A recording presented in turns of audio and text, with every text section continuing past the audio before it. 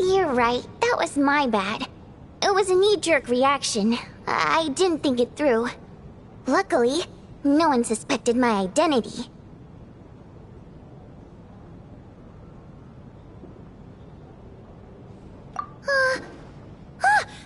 Oh, phew.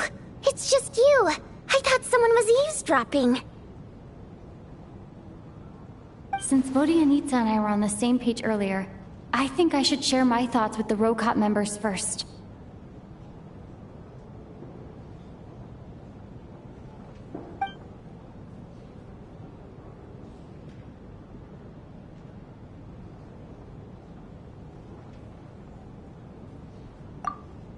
Whoa. Are you serious? I don't know if this counts as gossip, but it's definitely on track to be the juiciest this whole year.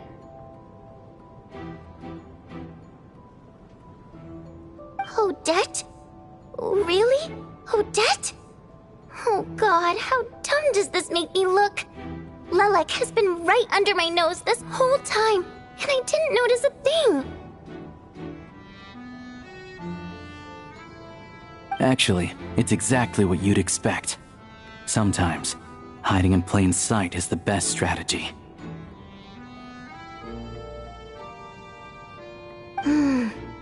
And now that you mention it, the more I think about it, the more sense it seems to make. It all adds up. What are we up to now? 1, 2, 3, 4... Odette's identities. She's my coworker, specifically a ballerina, and also a Fatous, a member of the Rokot. Now, Lelek. It must be so exhausting. I just want to give her a hug. I guess since I've always known her as a member of the Fatui, it never even crossed my mind that she could be involved with the Rokot, let alone be Lelek.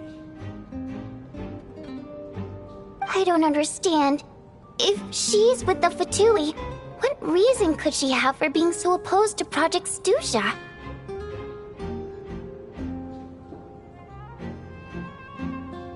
Probably best if you ask her that in person. Well, since you waited until now to bring this up instead of announcing it to everyone earlier, does that mean we're all on the same page here?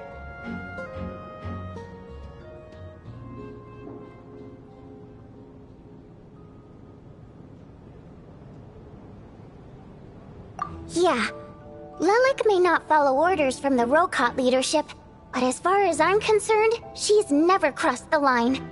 If anything, her actions benefit the poor. We need to confront her face to face. Do you think she'd really admit to being Lelek? I don't know. We'll have to see how it goes. For now, we'll work on the assumption that she didn't kill anyone, and see how much she's willing to tell us.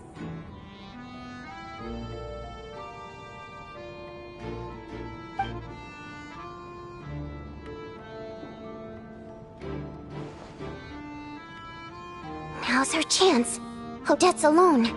Let's go. Hey, Odette. What is it, you guys? Shh. Keep your voice down. We need to talk.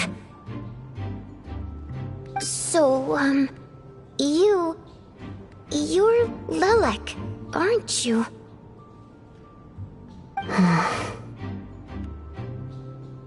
Alright, fine. You don't have to say anything or explain yourself. Just hear me out first. None of us believes you'd kill innocent people. Whoever murdered those 2 people last night, it wasn't you.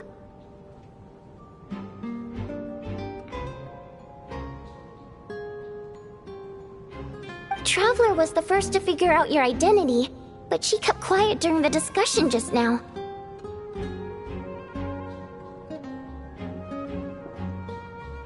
Still, it's clear where the group consensus is heading. Everyone believes Lelek is the culprit. If your identity is exposed, you'll be in a really bad spot.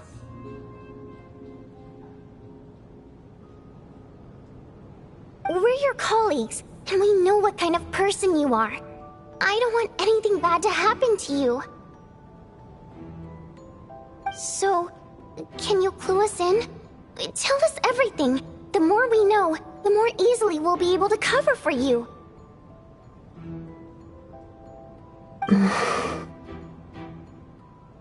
Alright. Yes, I'm Lelek. And no, I'm not the murderer. And thanks, but I don't need you to cover for me. Actually, I'm planning to reveal my identity.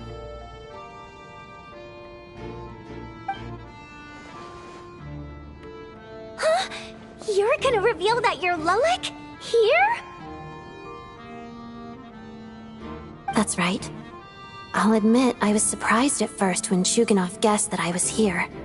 It was just a lucky guess, but it caught me off guard.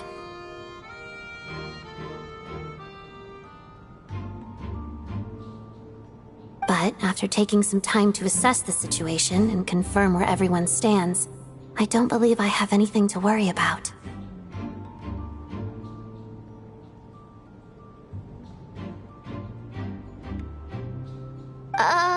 Are you sure you don't need a second opinion? Given the circumstances. Mr. Valeri! What?!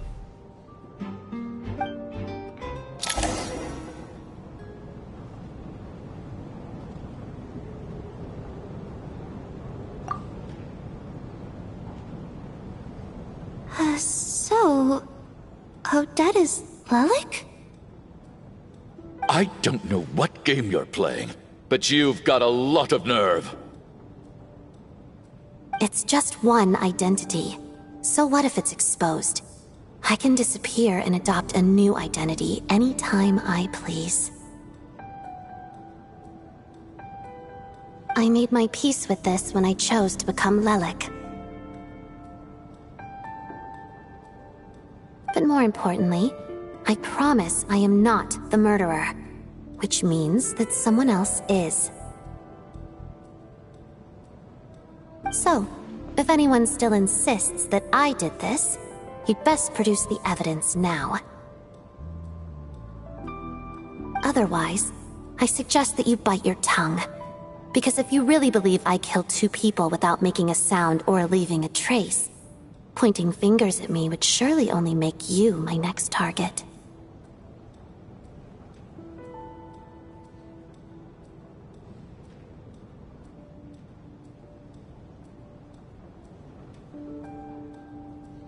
Is this really the truth, Miss Odette?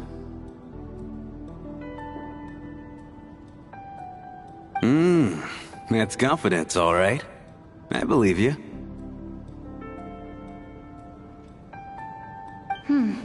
A real no-nonsense attitude. I can see why Marionette said that she's on track to inherit the title of the Fair Lady. Are you seriously buying this? Hey, officer! She just admitted to being Lelik. Aren't you going to do something about this? I do have one question, Miss Odette. Why have you chosen this moment to come forward and reveal your identity? If I didn't say anything, everyone would be focusing all their efforts on finding Lelik. And that is exactly what the real culprit wants. I don't want to be the scapegoat who lets the murderer get away with this crime. Despite all the accusations, she made the smart choice. A remarkable display of rational thinking under pressure. Clearly, Odette's talent extends far beyond the art of dance.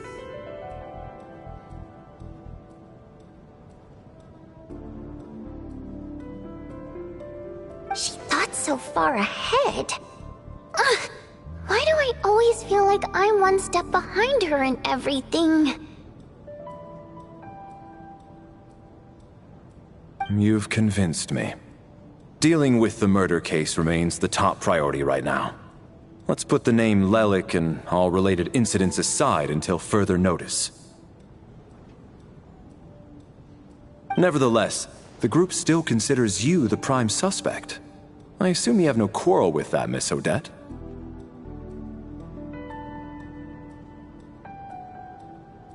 I understand. You're welcome to keep an eye on me around the clock. I have no objections. Mr. Chuganov?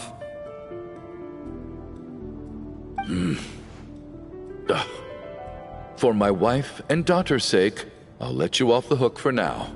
But don't think you're forgiven for breaking into my house and threatening me.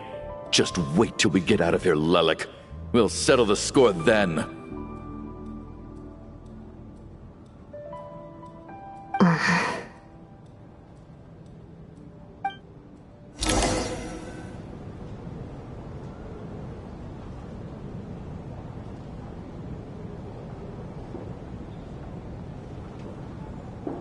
Good work, Lelik guard team. And Lelik too. Here, have some hot water.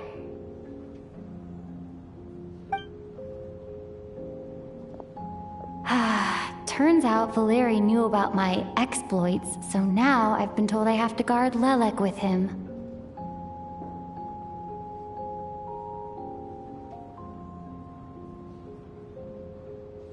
Shouldn't you be facing my way if you're guarding me? At the moment, it looks more like you're my bodyguards.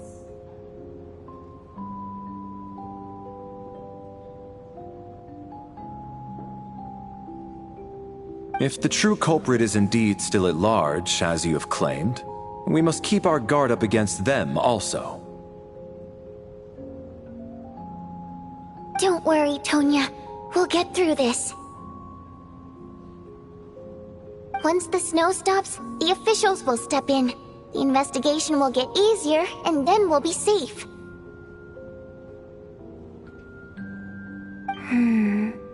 But once the snow stops, won't everyone just leave? You're gonna miss us, huh?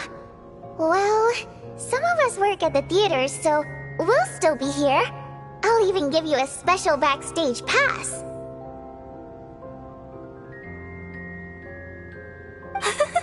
Really, Miss Vodyanitsa?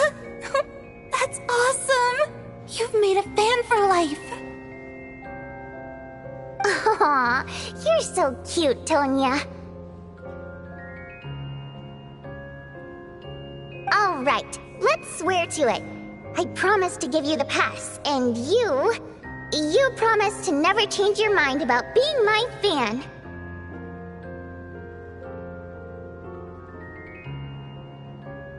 Promise. Don't indulge her, Tonya.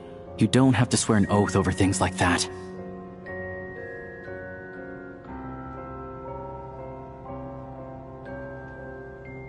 You really do get carried away sometimes, don't you, Miss Vodyanitsa? Hey! Mind your own business!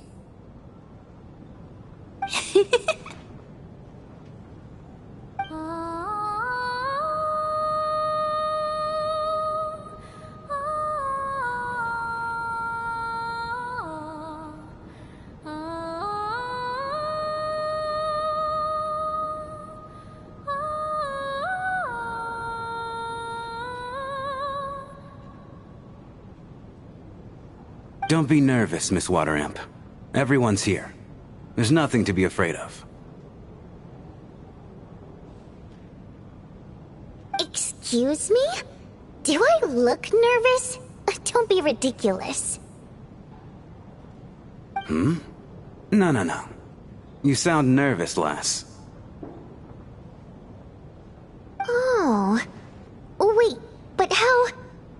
Okay, plenty of people know that I'm a water imp, but still... How come you understand our primary mode of expression? Primary mode of expression. I've not come across that concept before. Do enlighten me, Vodyanitsa. Well, it's just... We water imps tend to communicate our emotions to each other by singing, rather than facial expressions. The emotions we convey through song take precedence over our facial expressions. So, we think of it as our primary mode of expression. I'm impressed, Shram. I didn't take you for a man of culture, but you're clearly rather learned. It's not about being cultured or not. The thing is, this mode of expression can usually only be understood by other water imps. It's not a simple case of a song sounding happy or sad.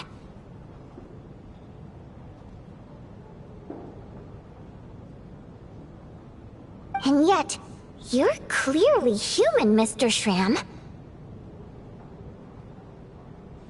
It's really not the big deal you're making it out to be. I think I just have a knack for it. Plus, I have a... very close friend who's a water imp.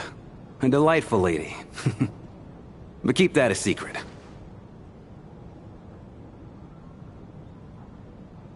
Anyway, we spent so much time together that before I knew it, I noticed I could understand her expressions. Oh, I guess that makes sense. Still, the fact that you have a water imp friend is even more surprising. I'd better watch what I'm singing when I'm around you from now on. Hey, what are you implying? You're not secretly insulting the audience in your songs, are you? Heavens! Why would I do a thing like that?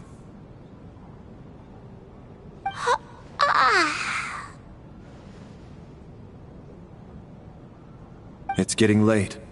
We should discuss our sleeping arrangements for tonight. To guard against the killer, someone needs to keep watch. I suggest that we don't sleep in separate quarters tonight. It will be safer if we all stayed together.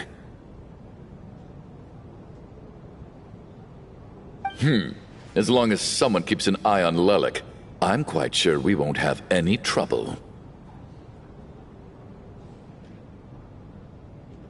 Are you saying that you wish to bet your life on Miss Odette being the killer?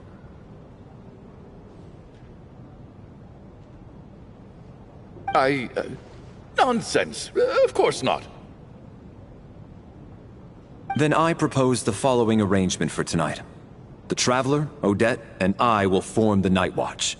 We'll sleep in shifts, but two of us must be awake at any given time.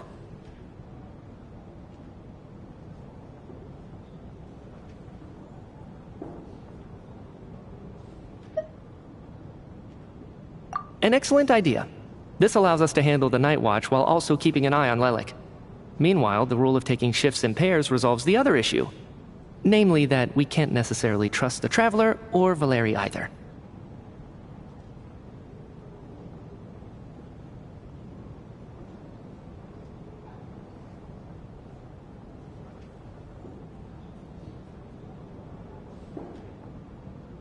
I expect that plan took you quite some time to come up with, didn't it?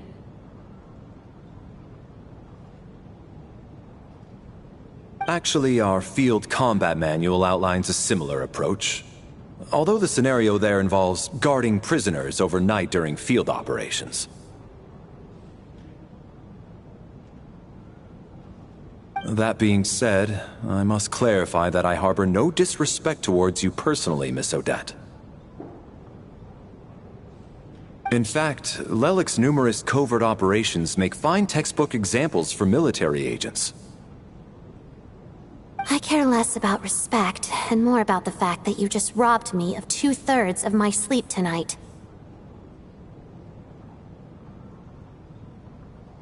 I'm calling dibs on being the first to rest. Good night.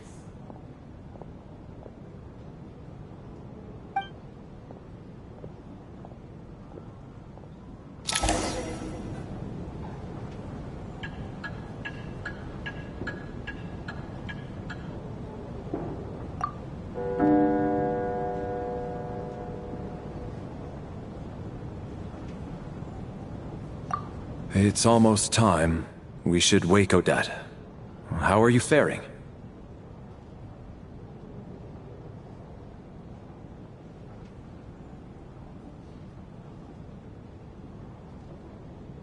Oh, not going to argue with that. I'll take a quick nap. If you start to feel sleepy, wake me up anytime.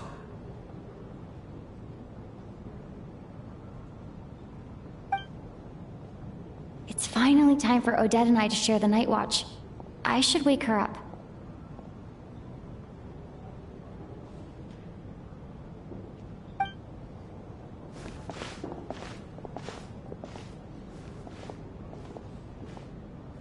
I came here to get information from her in the first place. Maybe I should think about what questions I want to ask before she wakes up.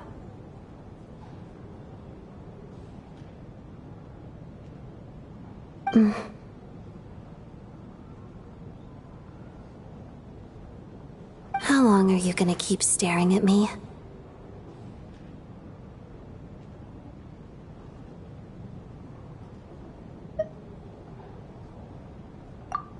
Couldn't sleep. My mind's been running haywire. Plus, there's something I've been meaning to talk to you about.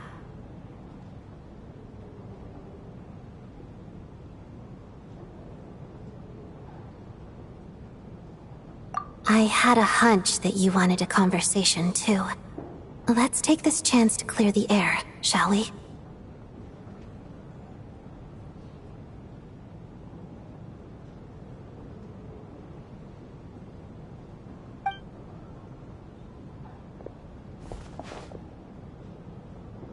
I just had a simple question for you, really. It's,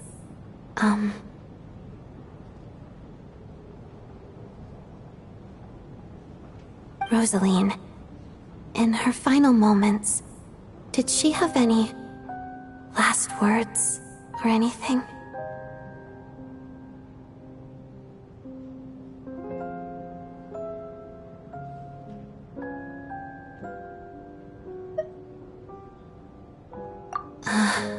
I see. Well, that was all. I have no other questions. No. She was utterly ruthless in pursuing her goals. That kind of person should be hard to miss.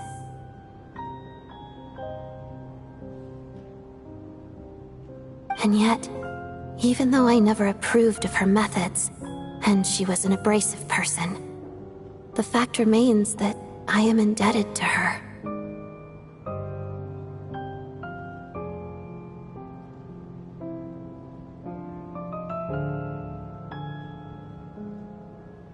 Oh, she told you. I guess that makes sense. I think she and Rosaline were on pretty good terms.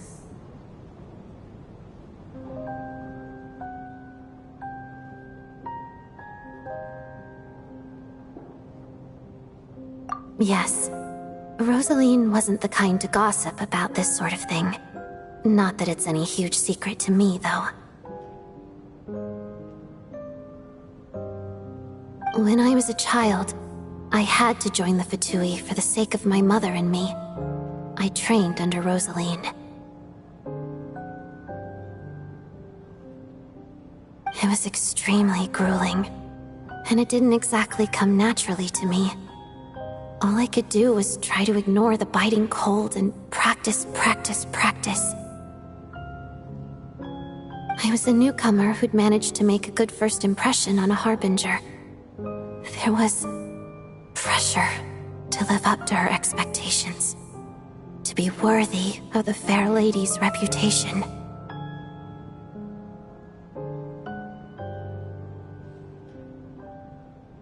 Every day was a struggle against the cold, pain, and fatigue.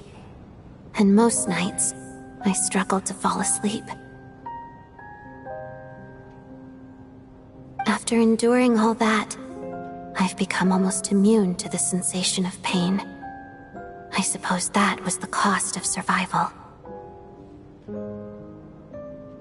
Surely, any child who had to experience that would grow to hate her lot in life, don't you think?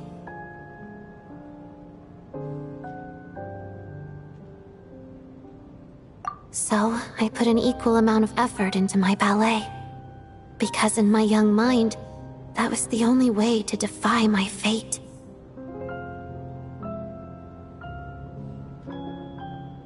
It was my way of telling her, the Fatui's demands and your expectations of me are not what I wish for. One day, I will leave.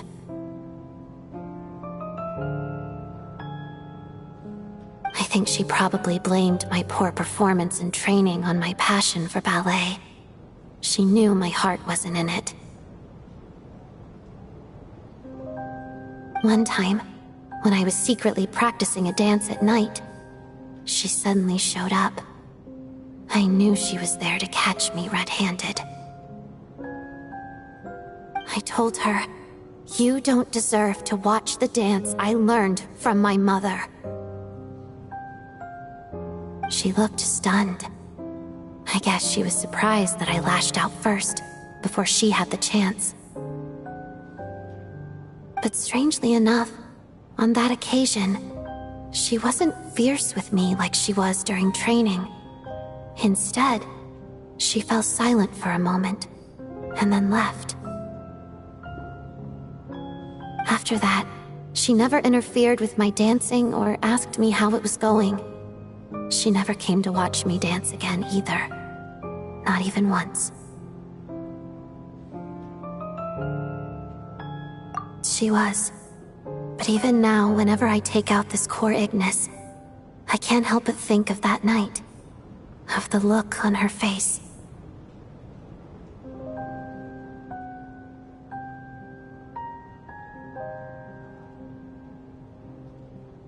Sort of. Although gift might be too kind a term. This is her flame sealed within ice. A symbol of her favor, yes, but also her way of keeping an eye on people. She knew the location of every piece of core Ignis. If any recipient started acting suspiciously, she'd be onto them immediately.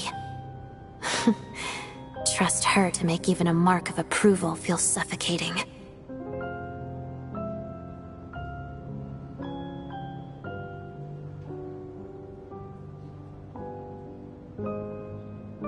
So, when news of Rosaline's death reached Snezhnaya, many people immediately crushed their core Ignis. It gave them a profound sense of relief, like they'd broken free from her shackles.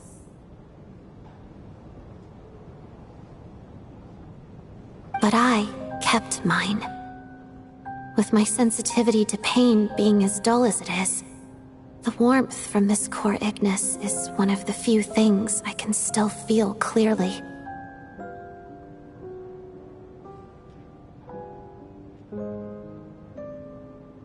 I still wonder, did she really come to stop me that night? I wasn't sure, but I was scared, so I said some really awful things.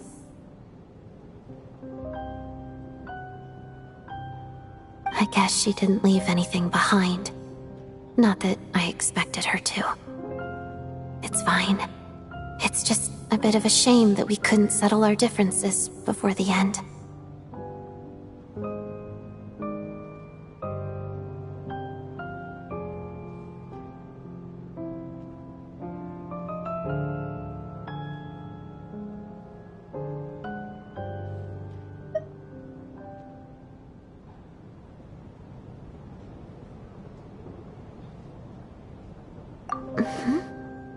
she did. Are you sure she was talking about this event?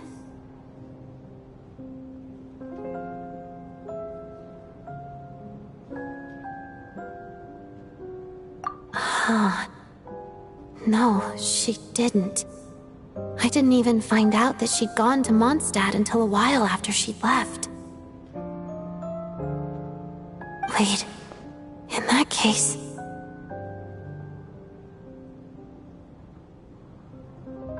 Okay, I will. Thanks for letting me know.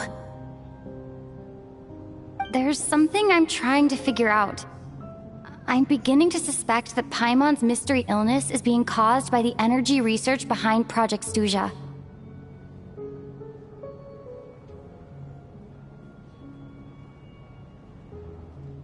Paimon's very important to me, so I have to get to the bottom of this. I figured that since you're Lelek, you might know something about all this. The ultimate goal of this energy experiment is to create a weapon for the final battle. The weapon's construction was completed in Nordkrai. Now, all that remains is to arm it with a sufficiently powerful energy.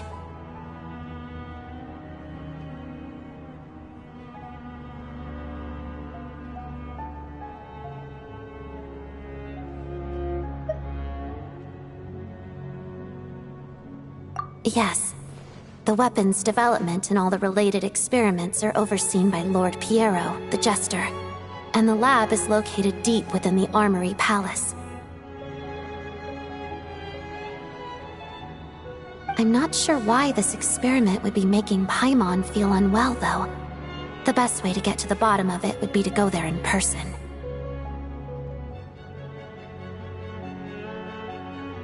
Once we get out of here, I'll help you apply for an entry permit.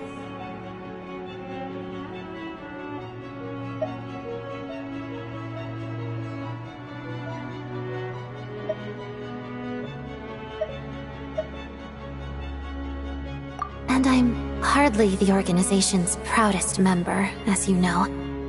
You answered my question about Rosaline. I want to do you a favor in return.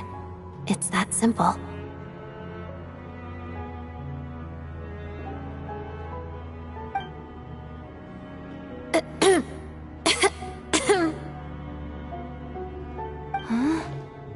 What's wrong? Are you not feeling well?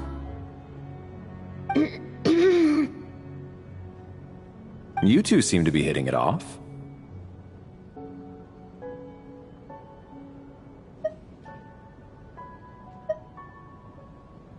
I thought you were sleeping.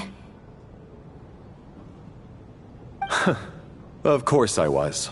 In the military, one learns to fall asleep quickly, even in the most inhospitable environments. It's vital to staying alert and energized. Why? Is something wrong? Even if he was awake, he can't have overheard us, right? Well, thank you both for keeping watch. Traveler, I'll take over for now. It's your turn to get some sleep. Sure.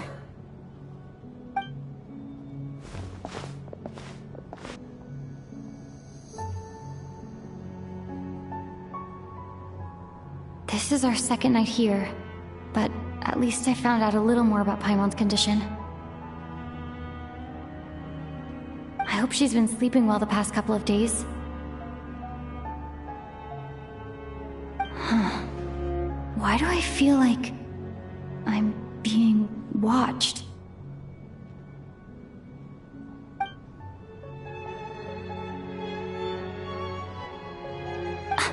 Seriously? Is this payback for when I stared at her earlier? But I thought she was asleep.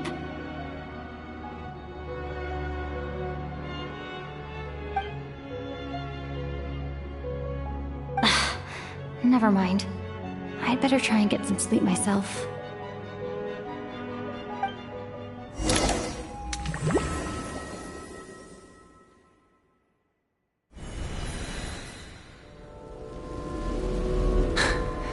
Hey, what are you spacing out for? Are you reaching your limit too?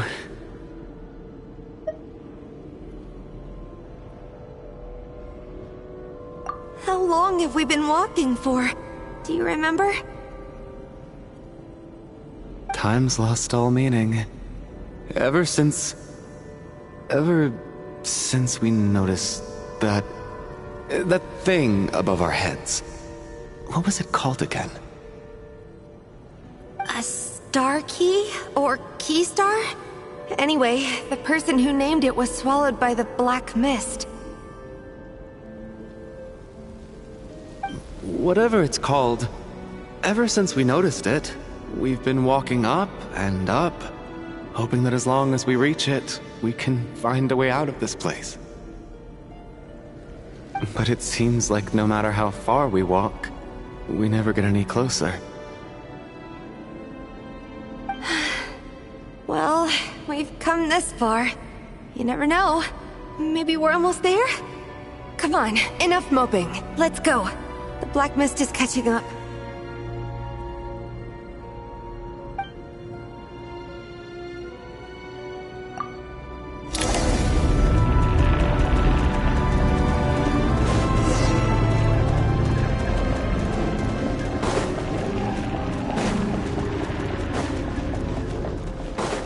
Monsters!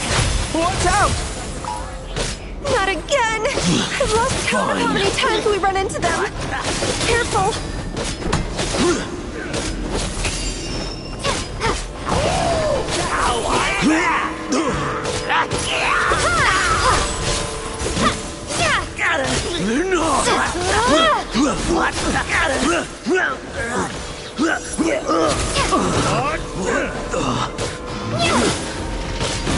Shut up! Run faster.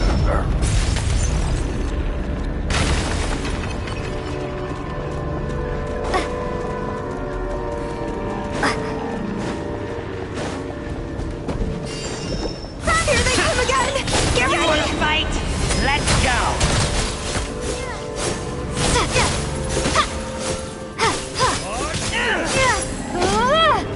What the? Straggler.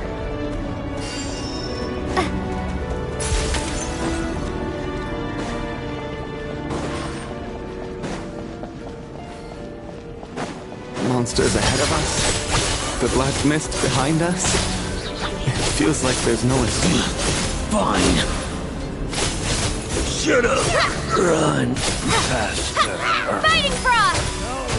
Here comes another one. Cryostorm! Watch this! Land!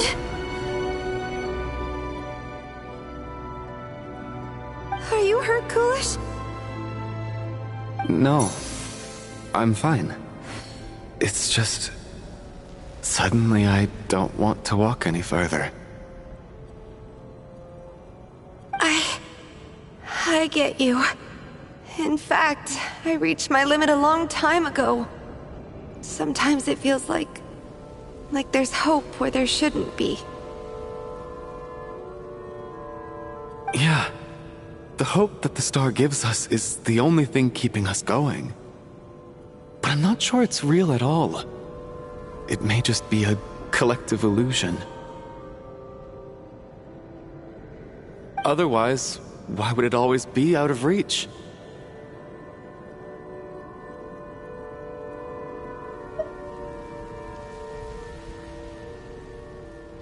We know you mean well, but you're only saying that to try and encourage us to keep going, aren't you?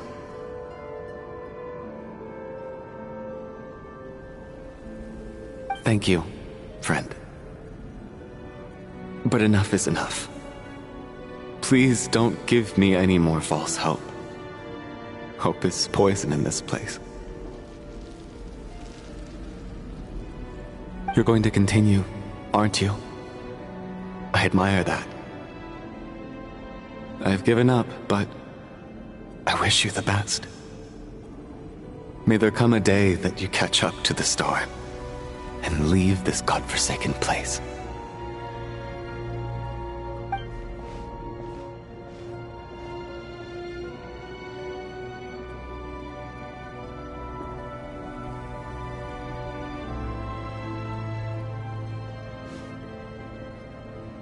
It's not an illusion.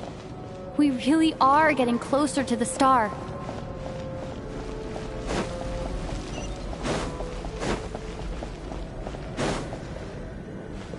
Congratulations. You're the first person to make it here.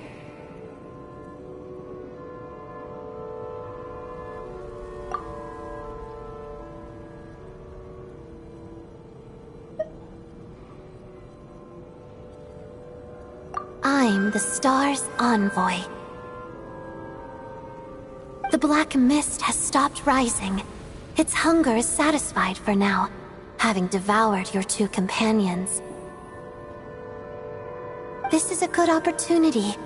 I'll let you get some rest before we continue.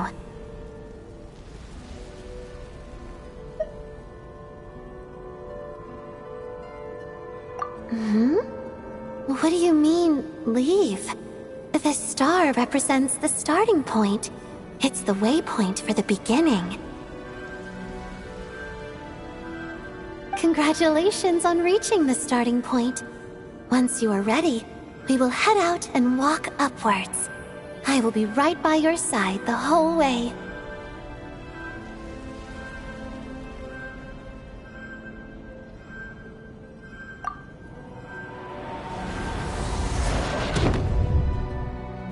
Huh?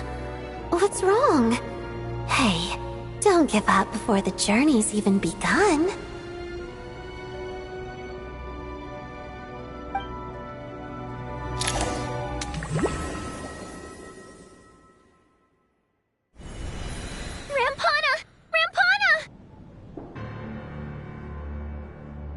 Is that Vodyanitsa's voice? What happened?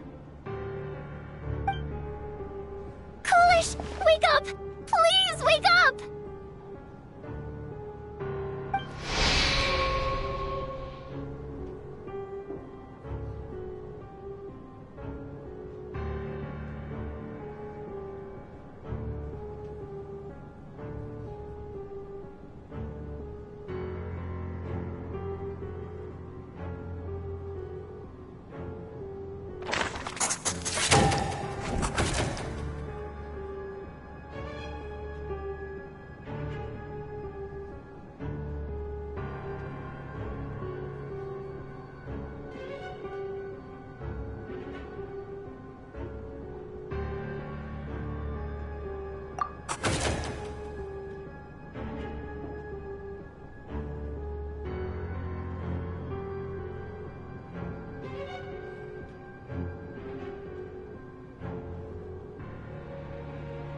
The situation is identical to that of the two casualties yesterday.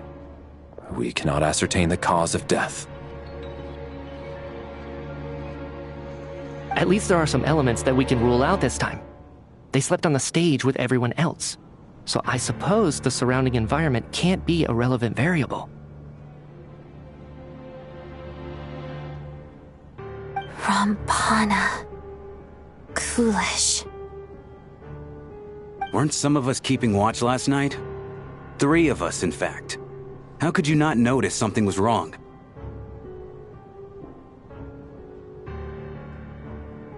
I'm as confused as you are. Certainly nothing unusual happened on my watch. Likewise, and from what I've observed so far, both Miss Odette and the Traveler can be trusted.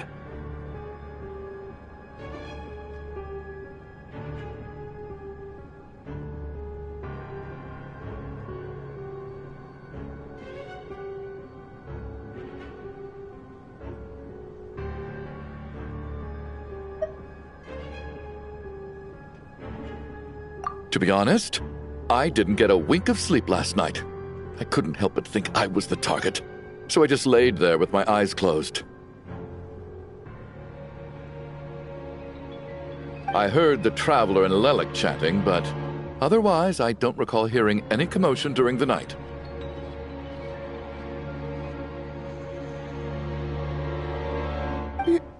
Me too. I didn't want to wake everyone up, so I was concentrating hard, trying not to cough. I hardly slept at all. If anything had happened, I'm sure I would have noticed. Then, what could possibly be causing this? Once was bad enough. I can't believe it happened again. I worked closely with Rampana and Coolish for so long. I never imagined that one day they'd... And on the stage of all places... Florianitsa... 4 victims in just 2 days, and we still don't have a single lead. I need to get to the bottom of this as soon as possible. And above all, keep Tonya safe. I'd never be able to look Child in the eye again otherwise.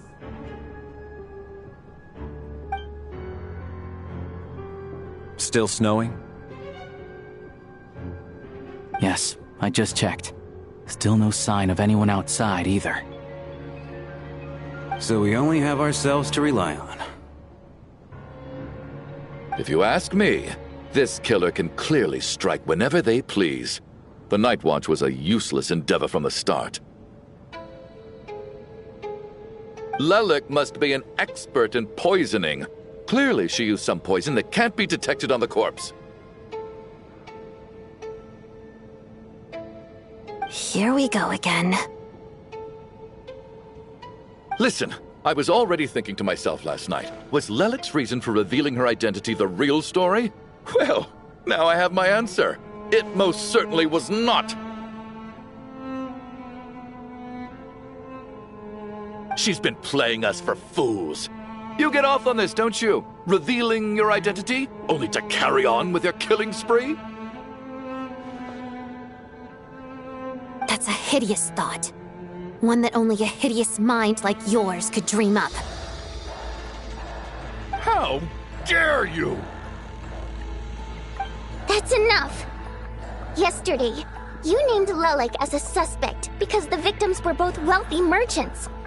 Lelik might have had a motive then. But today's victims were just ordinary people. Not to mention that they were colleagues of Odette and mine. What reason would she have to murder them? Let me guess. Just to scare you? Who knows? Maybe you don't know her as well as you think.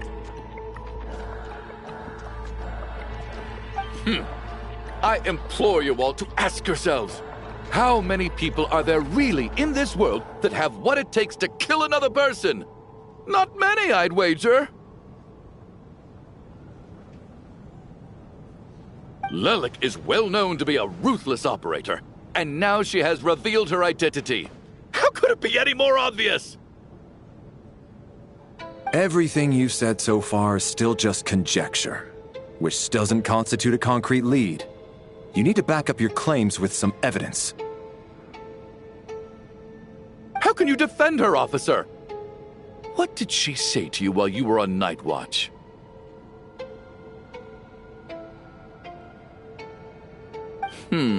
Maybe I shouldn't be so surprised. You military types are always colluding with criminals to target the rich.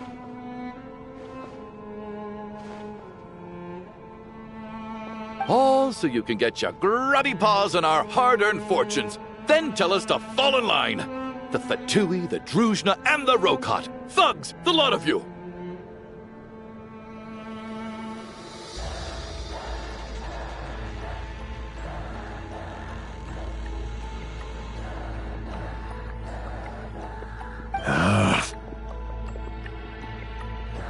Don't you dare!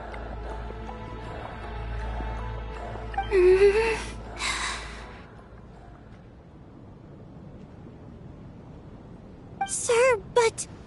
you were the one who told us not to stop other people from expressing their opinions yesterday. 4 people have already died. Only yesterday I was chatting with Mr. Coolish.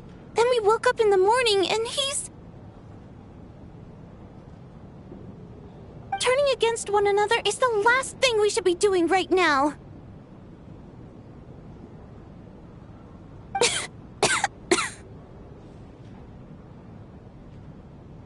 Little girl.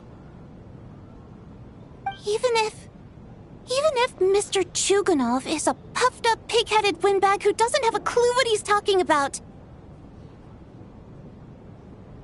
He's still one of the victims here, isn't he?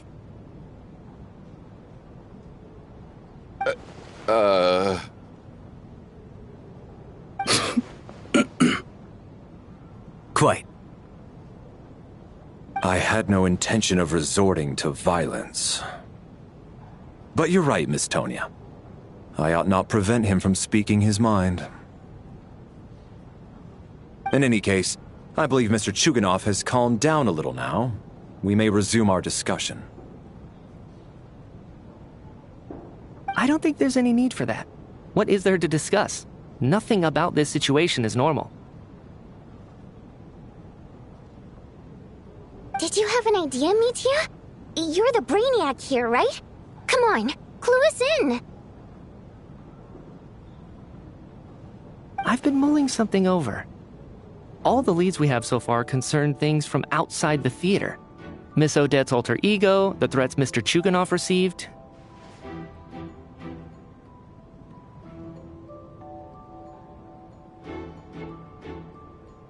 But then there's the 2 double murder crime scenes themselves, which have given us absolutely nothing to go on whatsoever.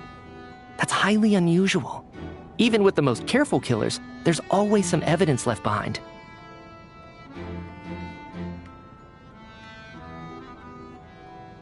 So what are you suggesting? I think this could be a supernatural event. It isn't characteristic of human-on-human homicide at all. Correct me if I'm wrong, but aren't you supposed to be a scientist? That doesn't sound like a conclusion someone like you is supposed to make.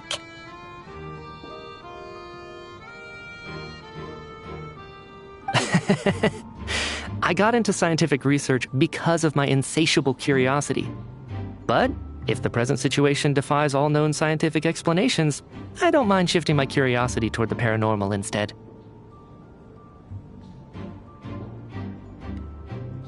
Now that you mention it, I remember when I first came to the theater. I heard rumors about this place being haunted. Haunted?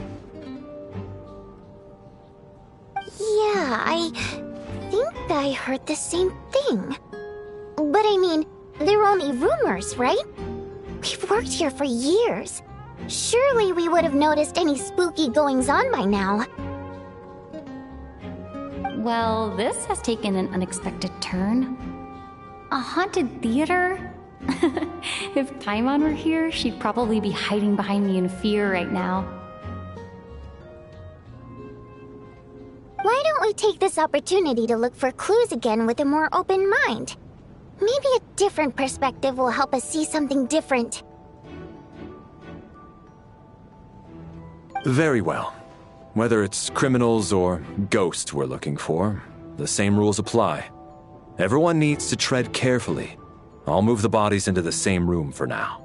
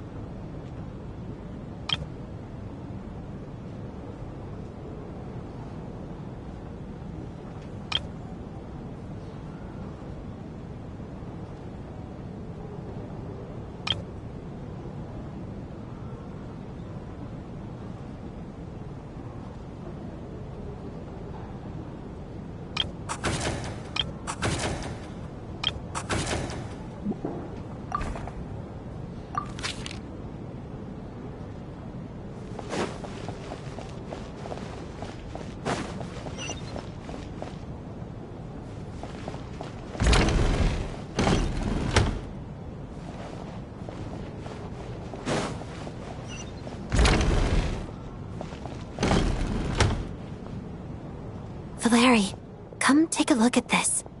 You too, Traveler. Some sort of notebook. What is it for? It's the on-duty logbook for the theater. Coolish was the main person to use it. He mostly used it to record any unusual incidents during a show, audience numbers, exit times, and so on.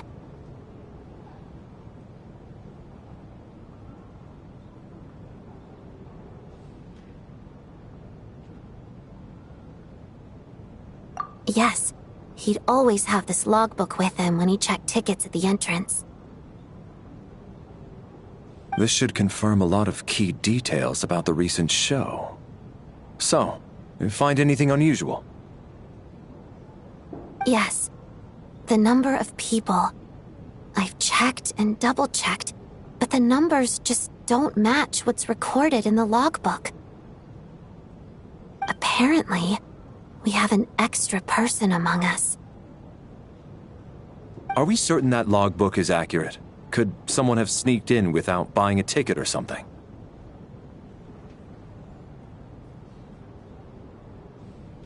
Unlikely. Coolish took his duties very seriously. I've rarely seen any errors in his work. Not to mention that this was a dress rehearsal, meaning smaller audience numbers and tighter ticket restrictions than usual. Everything would have been well within his control. We no longer have our tickets with us, do we? They got collected on entry. I assume there's no way we can check them again. Unfortunately not. The theater recycles tickets. Once people are in the door, they don't tend to leave until the show ends, so we collect the tickets at the point of entry.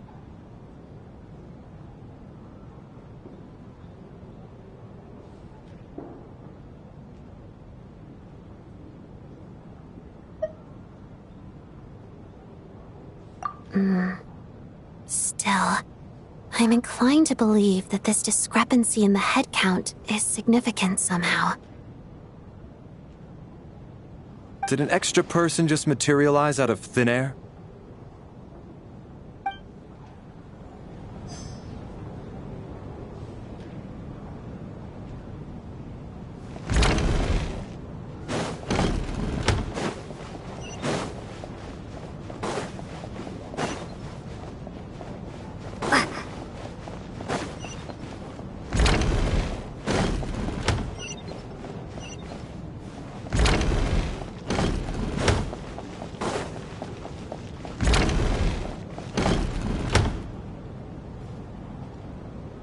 Ah, Traveler.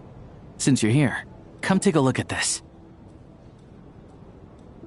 Alosha found it. We're both curious to hear your perspective. It appears to be an investigation report. And the focus of the investigation was the rumors of haunting we heard about earlier.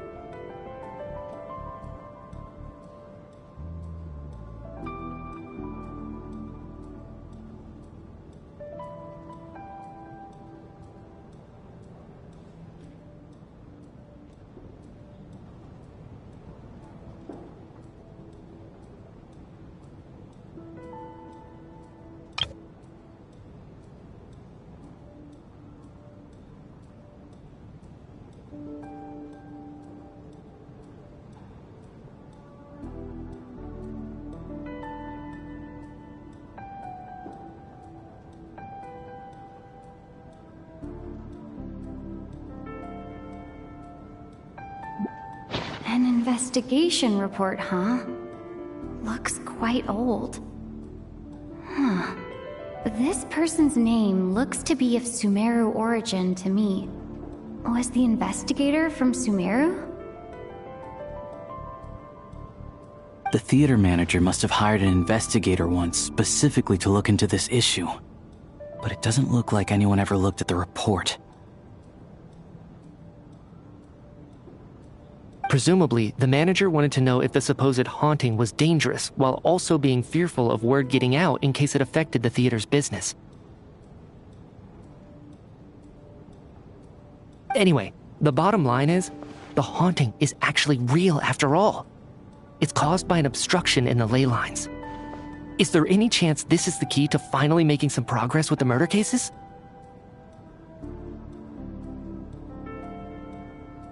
Leyline problems are pretty unexceptional to me by this point. And while it certainly offers an explanation for the ghosts,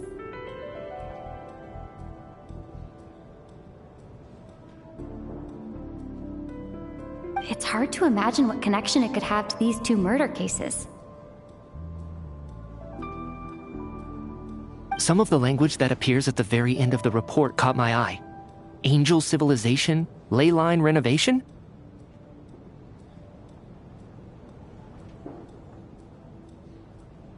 My area of research doesn't touch on any of that, so it's completely outside of my wheelhouse.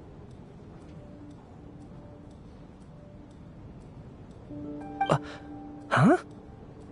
A piece of paper just fell out from the report. It landed right by your feet.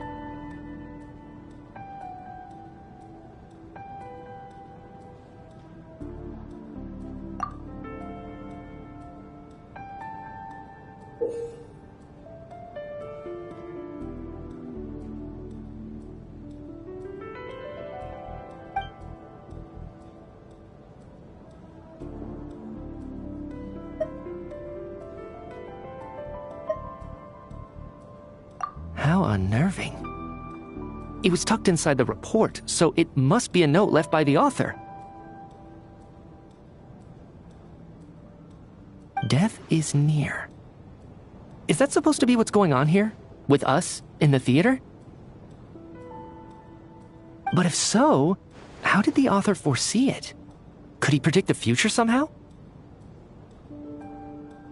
Maybe things are more complicated than we thought. No, wait a second. If we take the report and the note at face value, they completely contradict one another.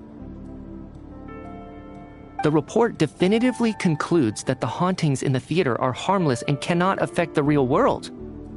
But the note seems to be warning of potential danger. The question is, what exactly does the note mean by death?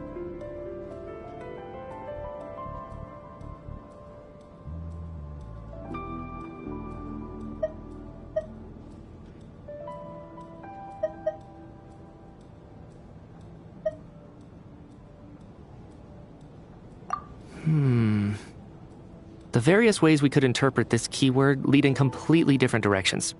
Let's pause our analysis here for now. I think we need more information.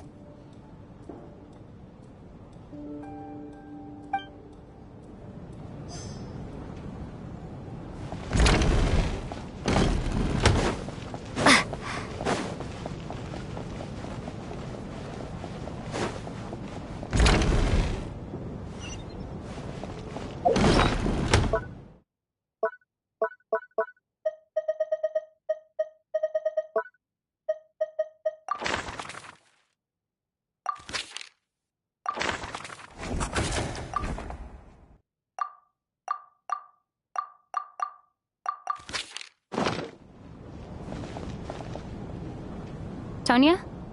Did you find anything? Not yet. Still looking. So... Are we supposed to be looking for something paranormal? I think I'd prefer teaming up with you than looking around on my own. This looks like somebody's notebook. Shall we read it together?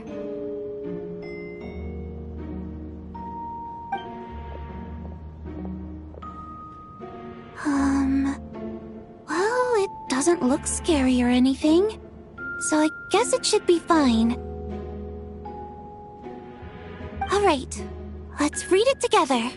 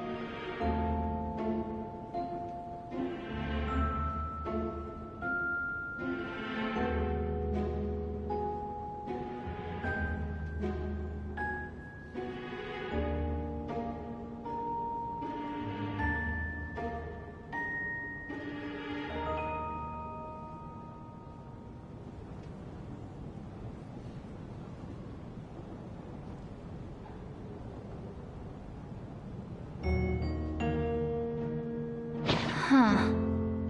This has to be Vodyanitsa's writing, surely. Maybe it's a little rude for us to peek at this. I feel like I just read someone's secret diary by accident.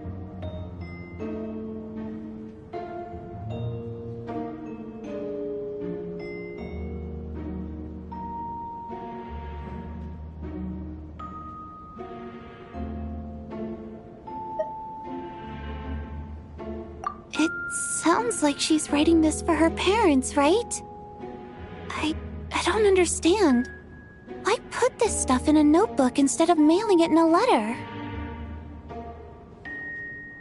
Because her water imp parents belonged to the aristocracy, who were driven out of Snezhnaya by the Tsaritsa long ago. And now they live somewhere new, where the postman can't get to.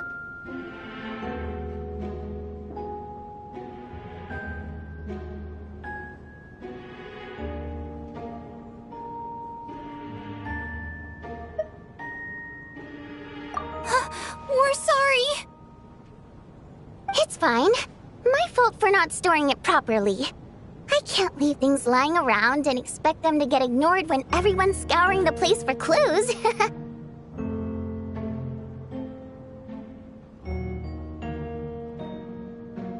Alright, give me my notebook back. I'll take over the investigation in this room.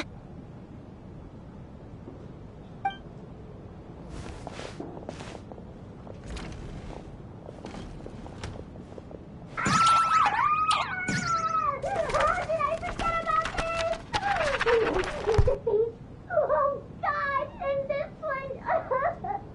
Oh my! Why am I so embarrassing?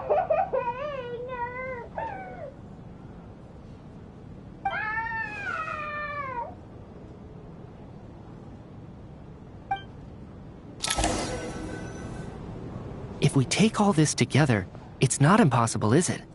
If anything, it's the natural conclusion. Oh, I beg to differ.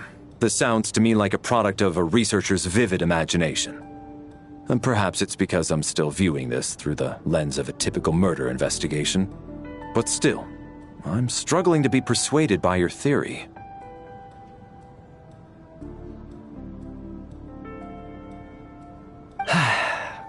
Does it really sound that far-fetched? Alright, well, let's treat that as speculation for now. I do agree with what you've said, so let's go with your idea for now. Good. Okay, now that we finally have some meaningful leads, I think it's time to reconvene. Let's get the others.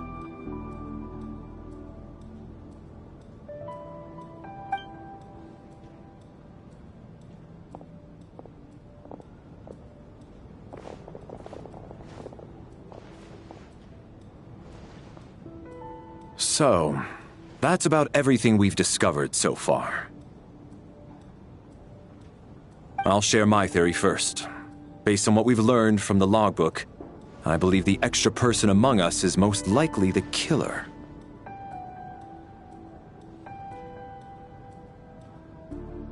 If the killer had simply bought a ticket, it would have greatly increased the risk of their identity being exposed. I expect he or she either hid in the theater ahead of time, or found a way to slip past the ticket inspection. They then blended in with the group and waited for an opportunity to strike.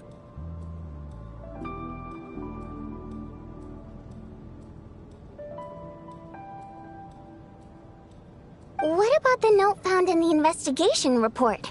Any thoughts on how that fits in?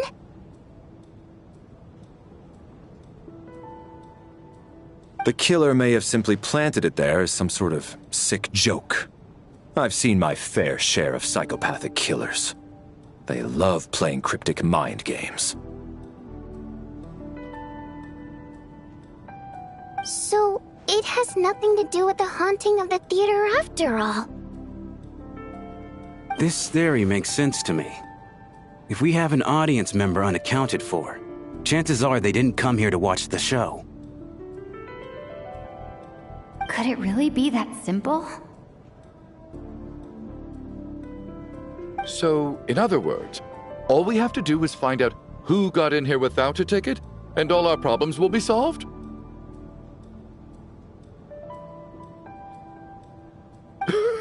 Then let me make one thing clear. All the theater staff should be well aware that I came here for the rehearsal legitimately, yes? There's no way I'm the one who didn't have a ticket.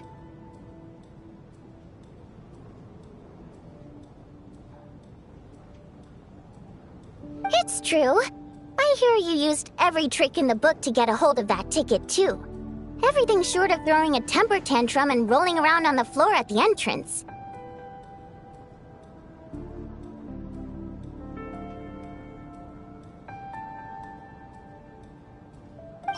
I most certainly did not degrade myself in such a way. Probably a stupid question, but I might as well ask. Did anyone here get in without having their ticket checked? Guess it was naive of me to expect them to just admit to it. Especially after the unprompted Lelik reveal. Once was already a miracle. Twice would be unfathomable.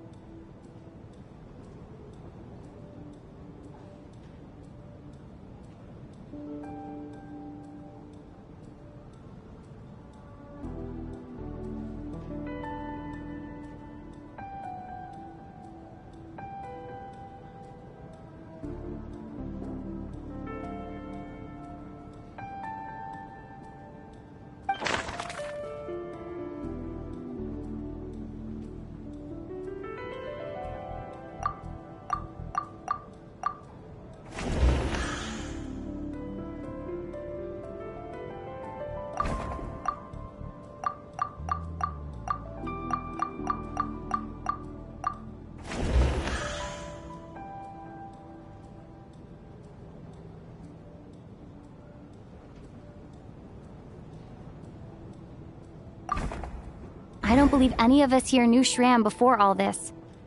If no one can verify Shram's identity...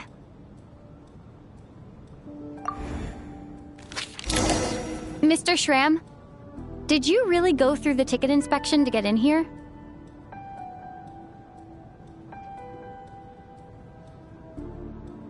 Huh? Me? Why am I being singled out, my friend?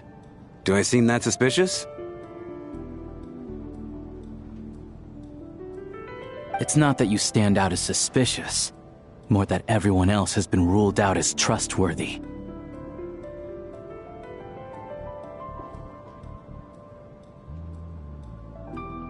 Okay. Well, we spent the best part of 2 days together now, so I'm sure you can all tell what kind of person I am.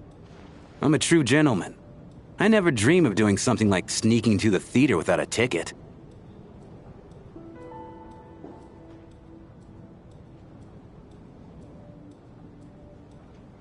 Yeah, I have no doubt that you're a good person. But the problem is, none of us here actually know you, so no one can say for sure that you are who you claim to be.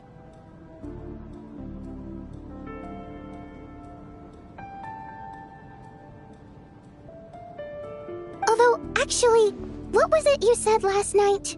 Yeah, you're friends with that water imp, which is why you understand our primary mode of expression.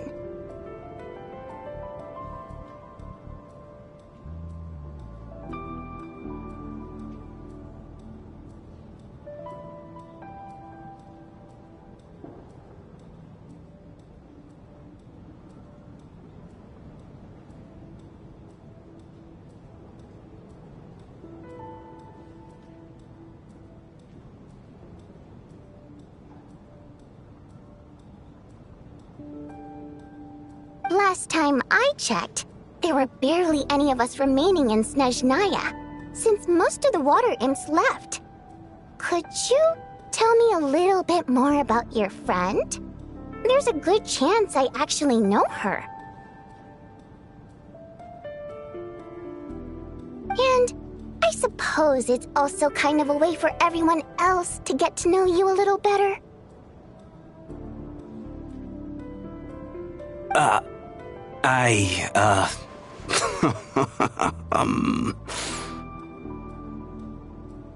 Good grief. Are you blushing? Pull yourself together, man. Stop giggling like a teenage boy. It's revolting. Hey, revolting is a little strong. All right, fine. I'll admit it. That water imp friend of mine, the truth is, we're dating. I was just the bodyguard hired by our family. But the stars must have aligned, because sparks began to fly between me and their daughter. Never in my wildest dreams did I think I'd get so lucky.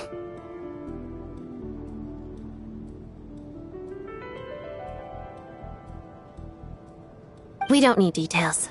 Just get to the point. Okay. I'm just a little hesitant to reveal her name, that's all. You know how it is. These are delicate times. Even with me to protect her. If word gets out that she's dating a human, both the Fae and human factions will give her a hard time.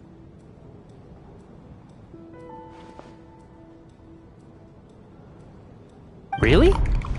Wait, no. That can't be. Huh? Shram, what the devil are you talking about? Why is everyone looking at me like that? Surely you can understand where I'm coming from. Delicate times? Factions? Yes? You know, the Civil War? Last time I checked, the Fae and the humans were still at each other's throats.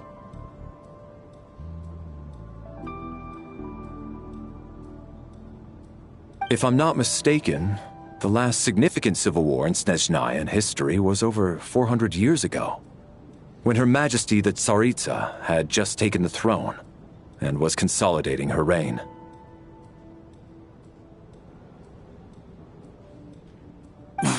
What do you mean, 400 years ago? What's going on here? Is Shram from the past? All right, Mr. Mitya, you win this round. As far-fetched as it is, it appears that your theory may be correct. I'm just as amazed as you are. I didn't even believe it myself, to be honest. Is someone going to explain what's going on here? From the look on your face, you figured it out too, haven't you, Traveler?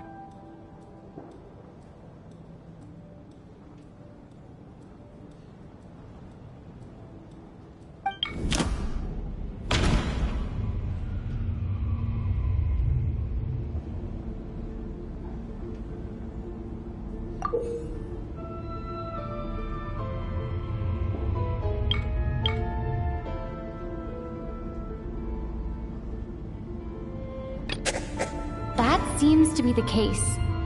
Shram's the extra person, but there's no way of learning his identity from this clue.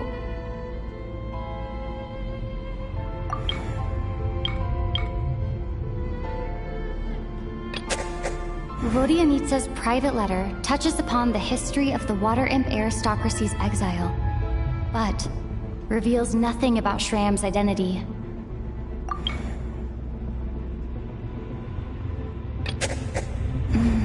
No. The truth lies within the clues we've already discovered.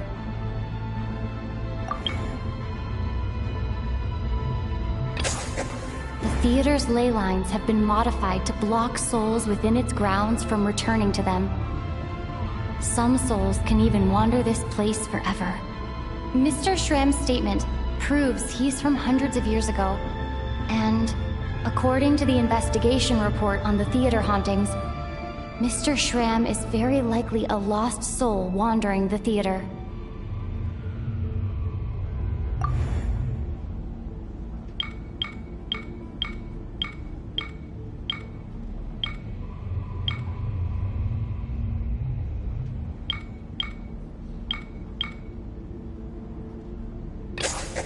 For some unknown reason, the soul that has been wandering the theater due to the leyline issues has joined our group and blended in. Yeah, that must be the immediate reason why the ticket count doesn't match the number of people present.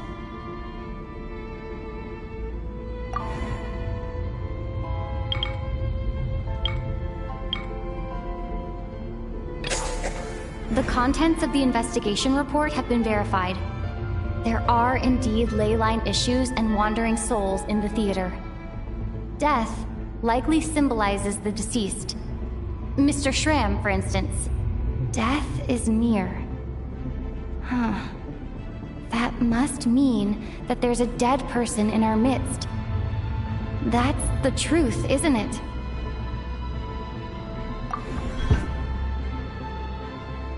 Yeah, the logic is clear now.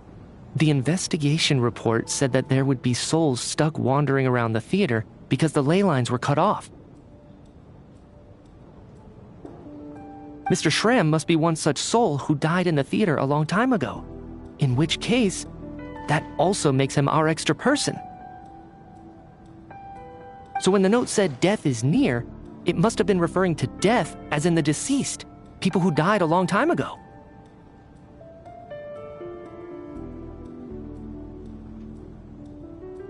Someone who died a long time ago. In short, there's a dead person among us. The extra person we've been searching for is a ghost from the past. You mean I'm a ghost? No. Don't make jokes like that, my man. There must be some mistake. But even if I was dead, I know for a fact I didn't kill anyone these past 2 nights. Yeah, even if all that's true, the report also said the souls inside the theater can't affect reality, right? They're harmless. Then what if the problem isn't the souls at all, but the ley lines themselves? The ley lines have a powerful ability to attract and devour souls. Let's say that the ley lines are like a black hole, constantly seeking to engulf souls. But the souls that don't want to return are trying to avoid being sucked in.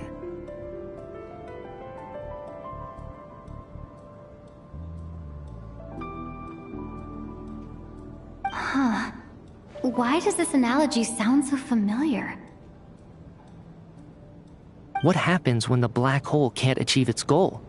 I'm only speculating here, but what if it ended up swallowing innocent souls by mistake, or intentionally taking other souls to compensate?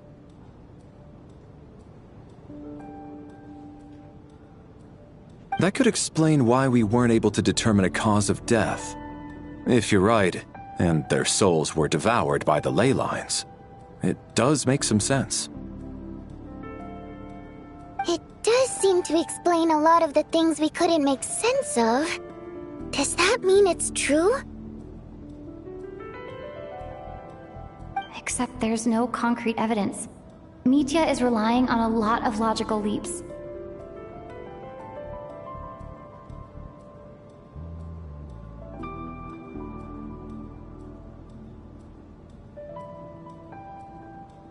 Still, it seems like the best explanation we have under the circumstances. All right, so how could Shram not know that he's dead? Seems a little unlikely that he hasn't noticed anything unusual even after several days interacting with us.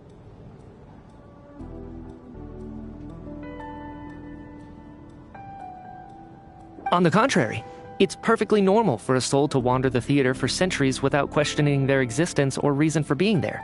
It's simply what's natural for them.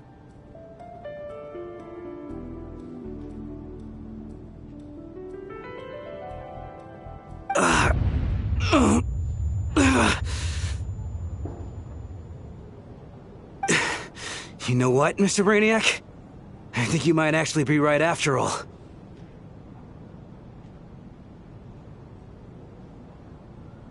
I'm trying to remember and...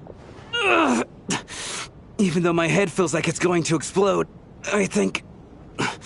it's all coming back to me.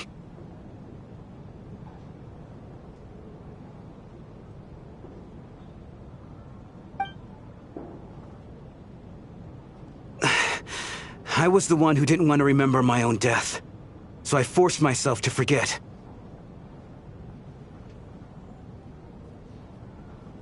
Well, I'm sure those are painful memories. My lady and I snuck out to go on a date one day. We bought tickets for the theater. It wasn't really my thing, but I was just happy to be together.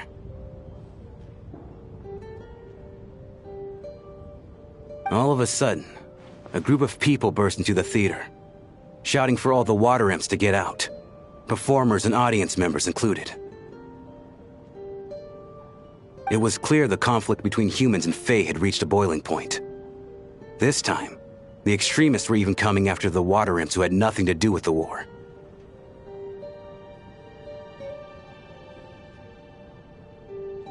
I thought I could pull one over on them, so I took off my jacket, draped it over my lady, and tried to sneak out amid the chaos.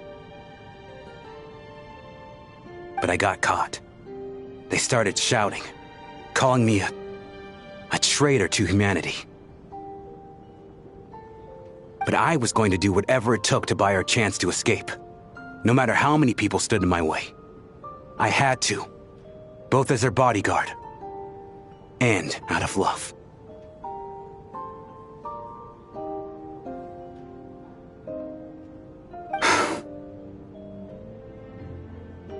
It's all right, friend. You can stop there if you want.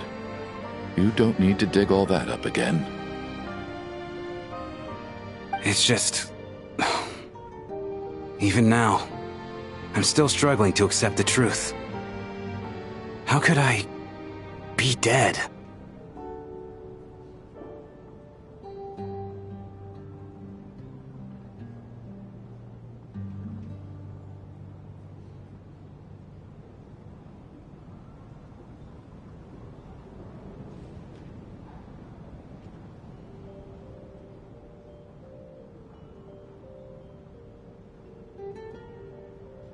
I'm sorry, everyone. If I'd known I was a dead man walking, I wouldn't have dragged you down with me. If I'm the cause of all this death, then punish me however you see fit.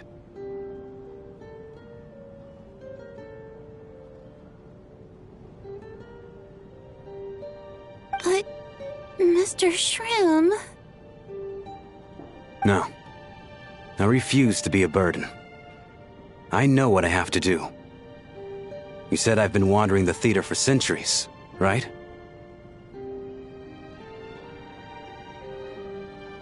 I guess it's high time I got a breath of fresh air. Out there, I mean. I'll leave this place and take all this death with me. Go out on my own terms. Mr. Shram, I'm sure we can figure out a different course of action. My good sir, we both know I'm not supposed to be here. I should have accepted my death long ago. One way or another, this has to end. Unless you're saying this goes against another one of your military principles somehow.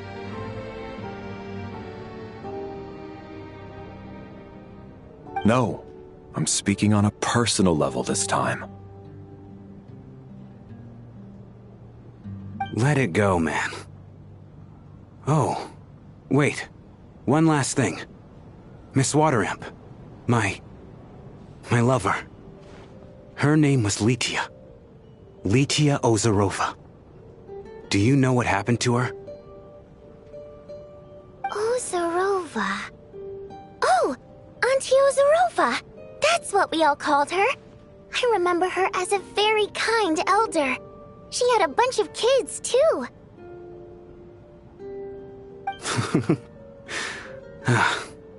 I'm so glad she survived. And she had lots of kids? Good. That's good. I could hardly expect her to stay single just because of what happened to me, right?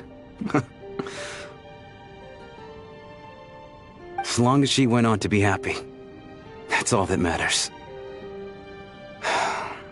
Besides, I'm dead.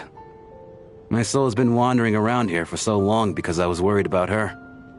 But now, I can go without regret.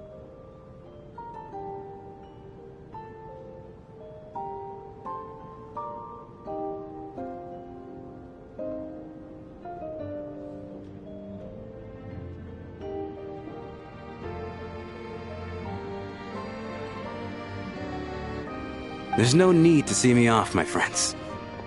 I've enjoyed our time together over these past few days. Perhaps we'll meet again in the next life.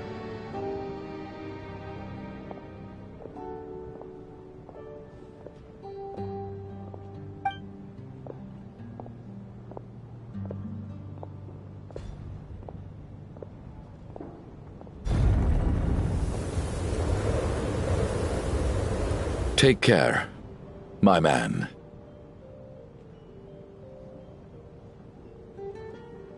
I knew Mr. Shram was already dead, but I still feel so sad. Death is cruel, no matter how we might try to make sense of it. So, was the conflict between Fae and humans really that bad back then? I was only little, so I don't remember much. It's terrible to think that so many innocent people had their lives turned upside down. Even the historical records about that time period don't say much about it. All people know is that the Tsaritsa founded the Fatui, drove out most of the Fae aristocracy without explanation, then used her terrifying power to suppress the humans. It seems to me like the Tsaritsa chose to make herself the enemy. She downplayed the conflict, directing whatever animosity both sides had for each other at herself instead. That's also why, despite how brutal the conflict was at the time, there hasn't been much lingering tension between humans and Fae since. Things have been fairly harmonious for the past few centuries. So, the Tsaritsa banished the Fae to protect the Fae living in the city? She offered herself up to be hated in exchange for peace. Maybe it's not quite as bad as it sounds. I don't think Her Majesty is too concerned if mortals hate her or not. And besides, there are very few who truly do. All this time, I had no idea. Alright, if Mitia's theory is correct, then I think we can consider this matter settled. Let's all take a break.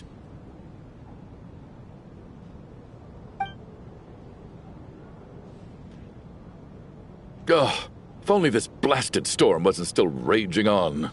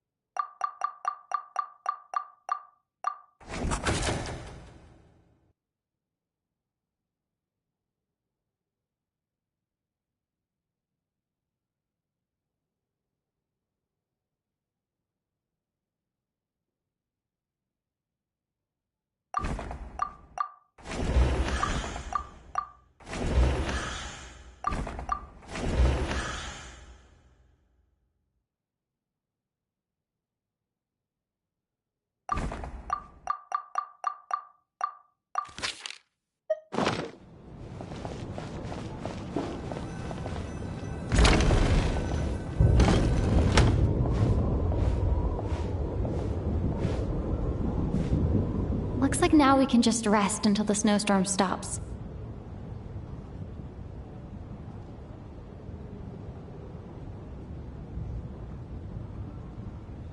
I still can't believe Shram turned out to be a ghost who'd been in the theater for hundreds of years.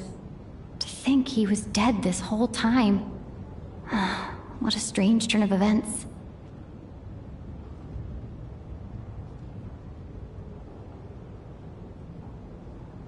Knock, knock.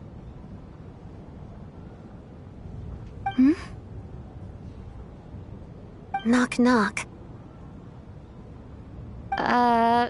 You know the door isn't closed, right? You don't have to knock. Think of it as a signal, then. When I'm entering someone else's room and I knock, I'm here as Odette. If I don't knock, it's Lelik.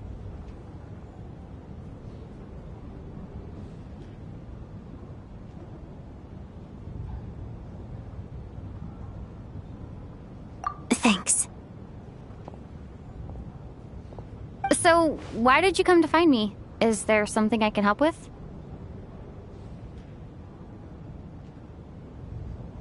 Vodyanitsa said you knew about my secret identity from the start.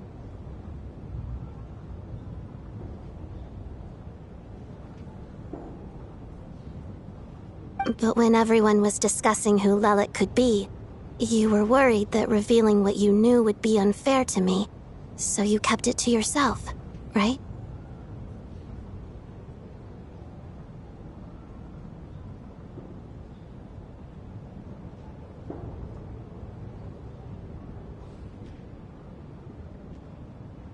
Yes, I'm extremely grateful for that. It's nothing. I mean, you didn't hold what happened to the Senora against me, so I should thank you for that as well.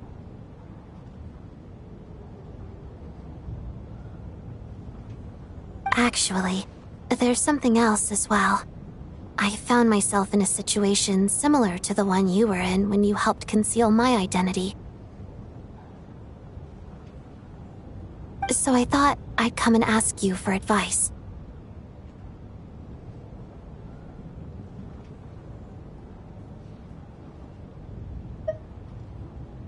It's about Mitia.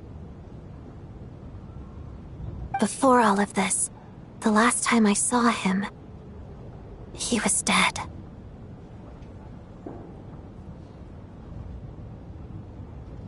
As I'm sure you know, my goal as Lelik was to stop Project Stuja.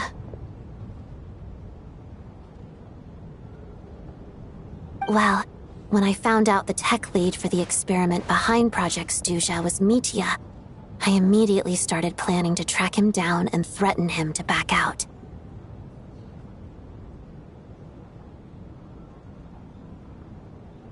I often saw him around the theater, but I soon concluded that making my move there would risk exposing my identity.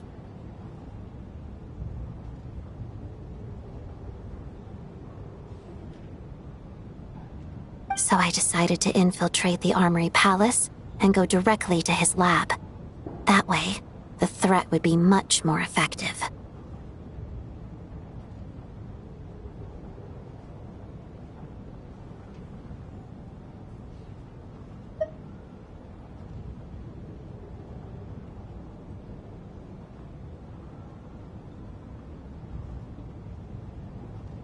Well, I suppose there was a bit of luck involved, but I am a Fatus, so I already had some familiarity with the building's layout.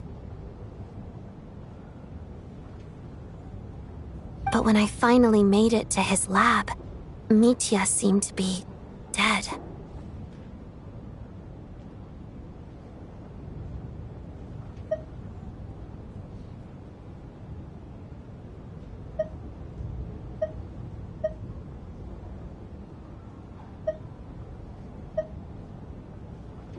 I checked his breathing and his pulse. He had no vital signs whatsoever. I'm certain of that. I thought maybe another anti-Project Stuja activist had beaten me to it, and chosen a much more brutal method, so I made myself scarce.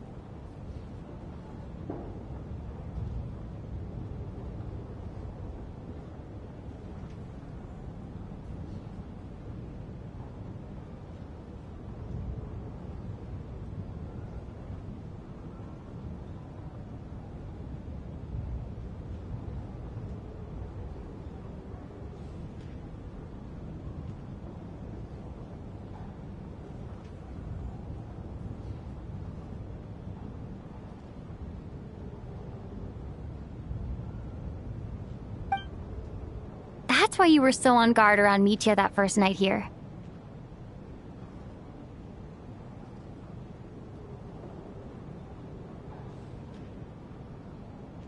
Yes. When I saw him sitting in the audience during the performance, I could barely contain the shock. To me, it was a miracle. Somehow, he'd come back from the dead. But then, the murders started happening and things got so complicated that it wasn't really at the front of my mind. That is, until Mitya himself said there must be a dead person among us. Then I couldn't ignore it any longer. And yet, you thought that bringing it up right away would single Mitya out, just like when everyone was suspecting Lelek.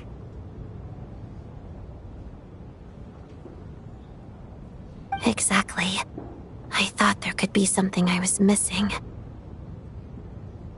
Besides, we soon figured out that Mr. Schramm was a ghost, and we knew there was only one extra person, so we thought he had to be the one.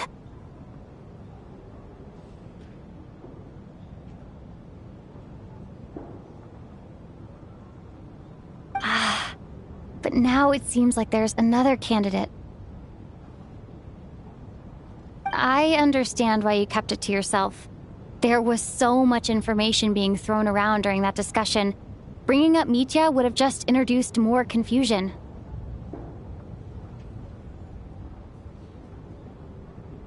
So, what do you think we should do? Let me confirm one thing first. When was it that you found Mitya dead? Around a week ago, sometime in the afternoon. A week ago? That's earlier than I thought. I saw him just a few days ago at a restaurant. That definitely would have been after you found him dead.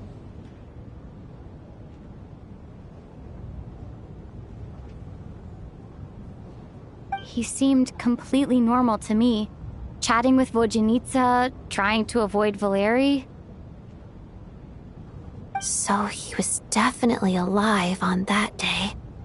Huh. Well, all I can say is I know what I saw. Here's a thought. The reason we even suspected a dead person could be among us was because of the problem with the theater's ley lines.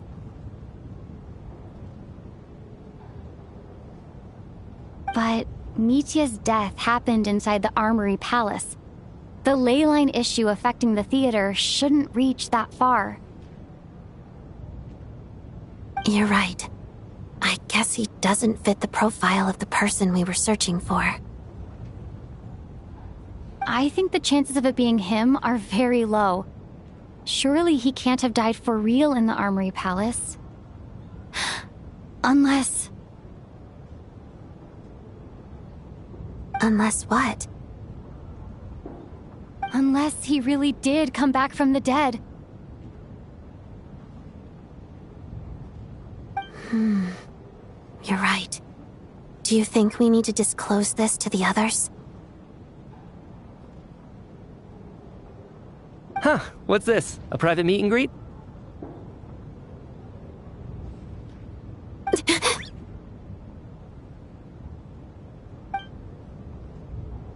Where do I line up?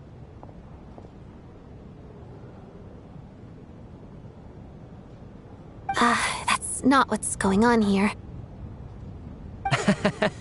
Well, I was just making the rounds. Thought I'd try to lighten the mood a bit.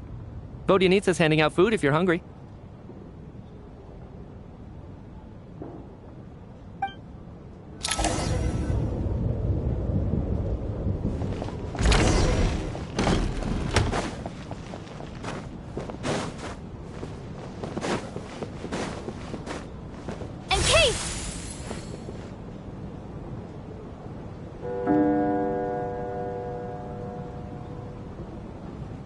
What is going on with this storm? Could it be connected to that monster that just arrived in Snezhnaya? I almost hope it is. Her Majesty the Tsaritsa left to vanquish that beast herself. We just need to wait for her triumphant return. Do you think people still feel the cold after they die? I'm wondering about Shram. Oh, maybe we should have given him a coat before he went out there. Death itself is cold, isn't it? I'm sure the storm will embrace him. Well, I hope he has a safe journey. I'm going to miss him, I think. It's not like we can blame him for Rampana and Kulish's deaths. Thinking back on it, we barely made it out alive ourselves. Once we get out of here, how are we going to explain what happened to their families?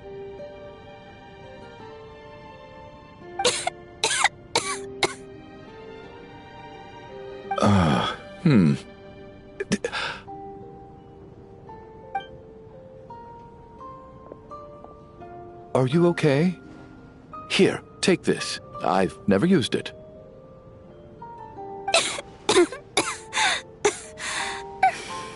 Thanks. Look who's Mr. Nice Guy all of a sudden. Is it because Tonya stood up for you this morning? At least you know how to return a favor. Yeah, without Tonya, who knows how badly he would have been hurt. I told you already, I never intended to resort to violence. Duh, bunch of rascals. Little girl? I was rather surprised when you spoke up for me this morning. I didn't think I had many admirers here, so, thank you.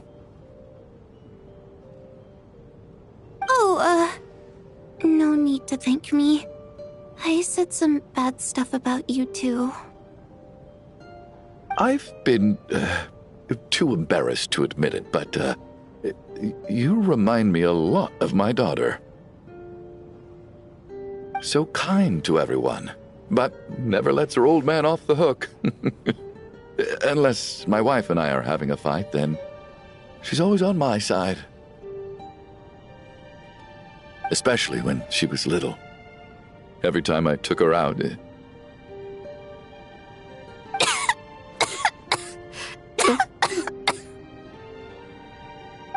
All right, easy now. How long have you had that cough, Tonya? I don't know. It's probably been a while. I'm fine. Are you taking anything for it? Yeah. I'll be fine once I see my brother. He's gonna pick some frost fairy flower leaves and brew a tonic for me. I'll feel much better once I drink that.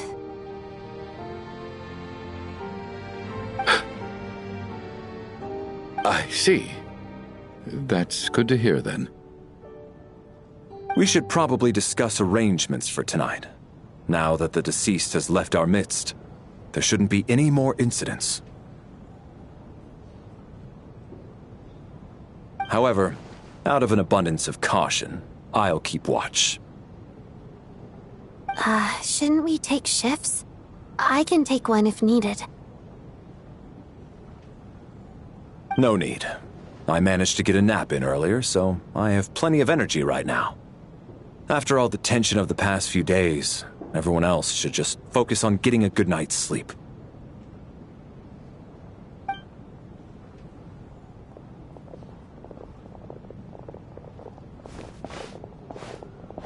What a long day. This whole situation turned out to be way more complicated than I expected. But Valeri's right. I should just try to calm down and get some rest.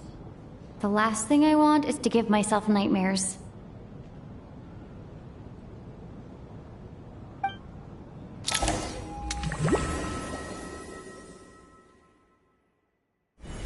She's awake. She's awake! Get over here, you big lug, and take a look! If you must call me something, call me Mr. Door. The Black Mist is coming. You need to go.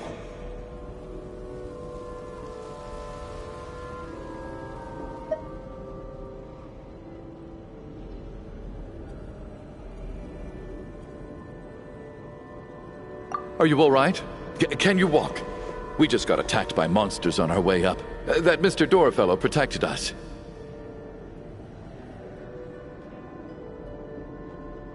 He just seemed to come out of nowhere. Not much of a talker, but when it comes to taking down monsters, that man doesn't hold back.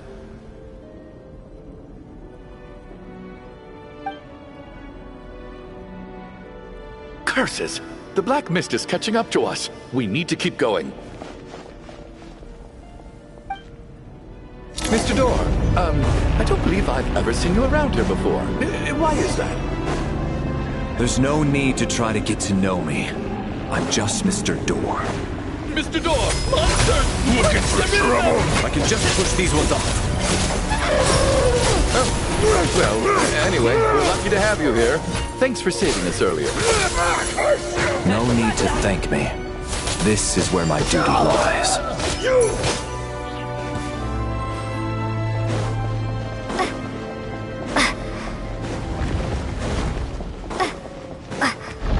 So we're doing this the hard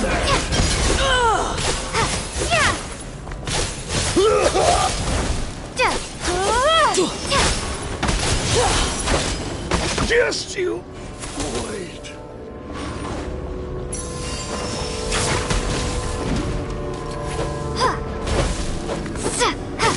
Oh, remarkable work, Mr. Door. If I had your muscles, I'd do the same.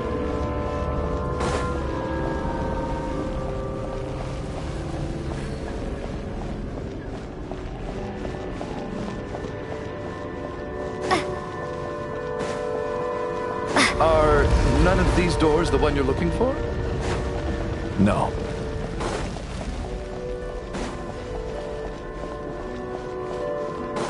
Firestorm! Condense! Come no closer. How about this? Condense and crystallize. Goodness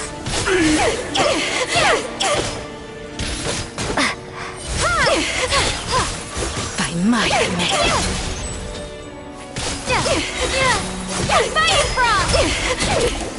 Impossible.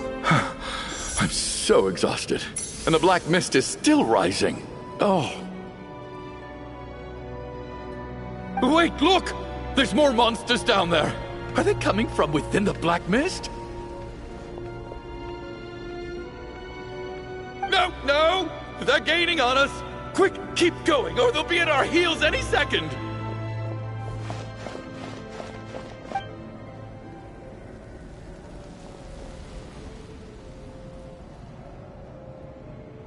Mr. Door, what are you doing? We need to get out of here. They're coming! Found it. This is my door. What? You mean you're going to stay here? I am a door. This is where my duty lies.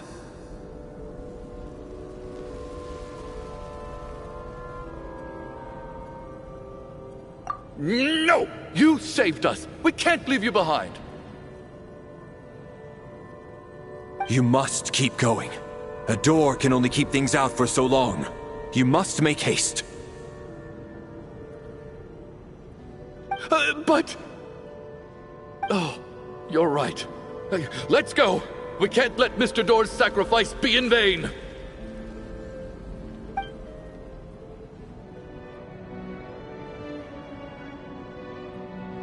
The black mist isn't moving anymore.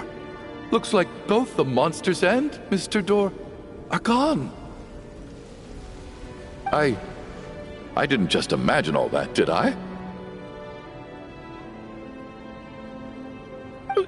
Surely I wasn't so scared out of my mind that I hallucinated a door as a human being.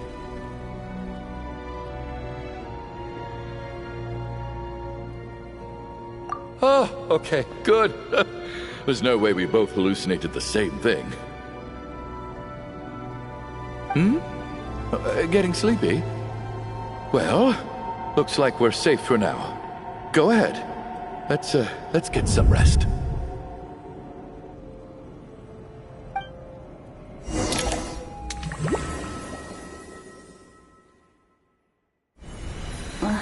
What time is it?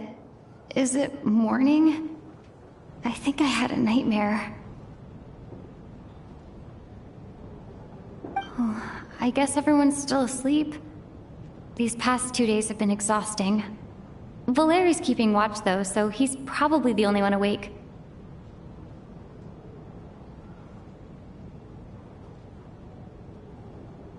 Valeri?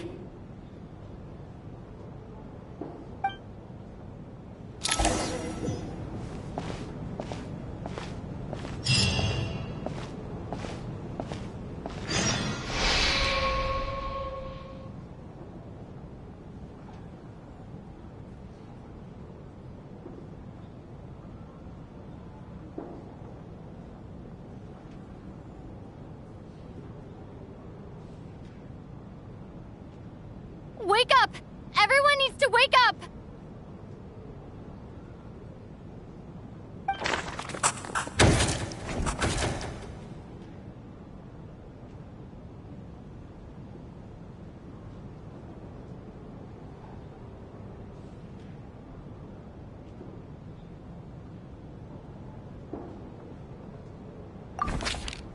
Just like the last 2 nights. No clear cause of death.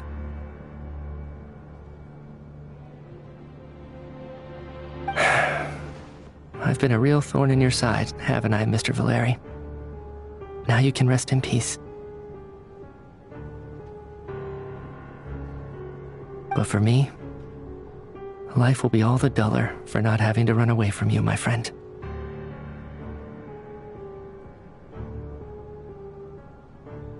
How's Tonya? Is she okay? I just checked on her, and it doesn't seem like anything serious. She's just exhausted from the past couple of days, and she's still recovering from her illness. We should let her sleep a bit longer. That means Valeri was the only one who died last night. If Valeri was awake and keeping watch, it would have been impossible to kill him without waking everyone else up. That much is certain.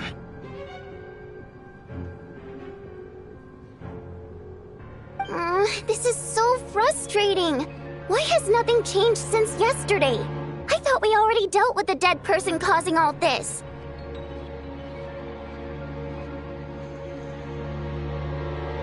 Actually, one thing has changed. There's only one victim this time, not two. Does that mean...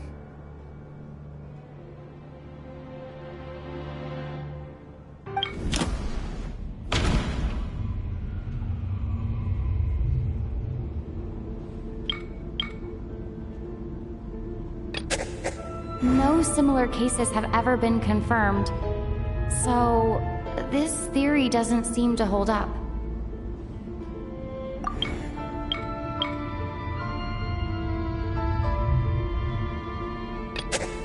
But Mr. Schramm was already deceased to start with.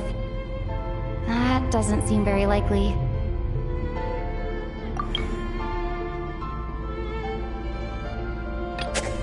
Can a death at night even be defended against? This logic seems baseless to me.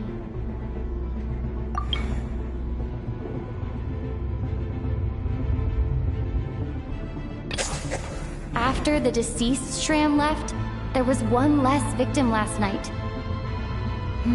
That more or less tracks. It's a reasonable conclusion, considering the only variable that changed. Oh, the number of people who die each night is equivalent to the number of dead among us. That's your theory, right? Exactly.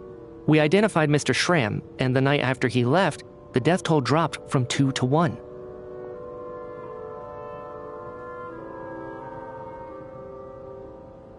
By that logic, there must be one more dead person left among us.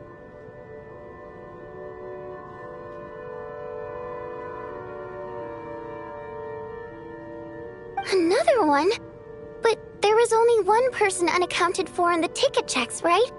The head count should match up now.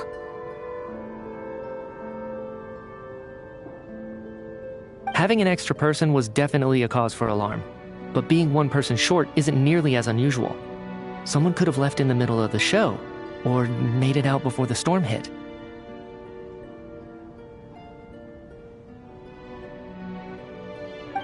One more dead person among us. If Mitya's theory is right, then what Odette told me seems a lot more relevant. It's just, at the time, we had no reason to think there was more than one dead person. If only we'd taken it more seriously as a possibility, maybe this could have been avoided. I'm sorry. This is my fault. I had information that could have been helpful, but I held back. I should have brought it up right away. I'm partly to blame as well. I was too quick to dismiss Odette's concerns.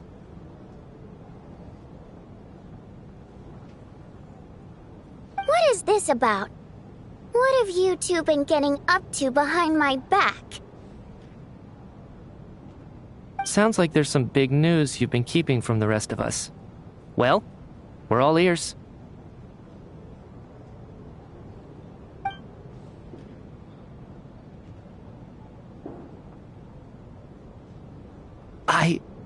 I'm the dead person? Wow, that's certainly news to me. Odette and I talked about it yesterday, but we thought it just wasn't possible, so we left it at that. Yeah, I don't blame you. If I'd been there, I probably would have reached the same conclusion.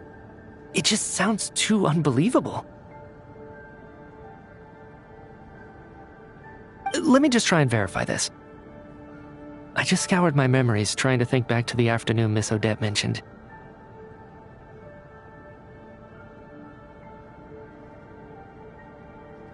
But I honestly have no recollection of dying. That's where I'm different than Mr. Shram.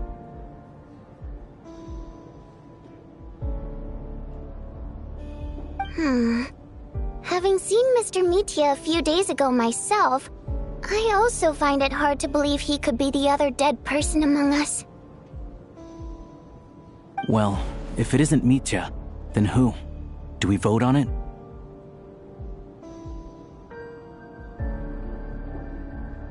If you don't mind me asking, Traveler, I believe you mentioned that you know Tonya's brother. Had you ever met her before all this?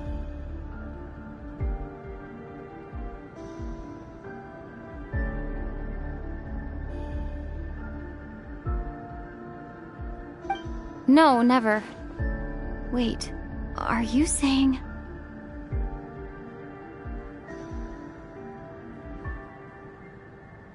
Now just 1 minute. I know where this is going.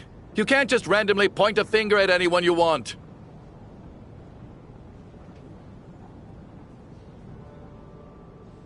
You're in the hot seat, and all of a sudden you want to divert our suspicions onto somebody else?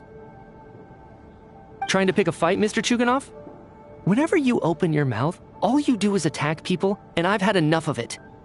If you don't want to engage in a civil discussion, you can shut up. You little brat! Did Mitya ask about Tonya because he suspects her? I suppose I only identified her by age and nothing else. Could that mean...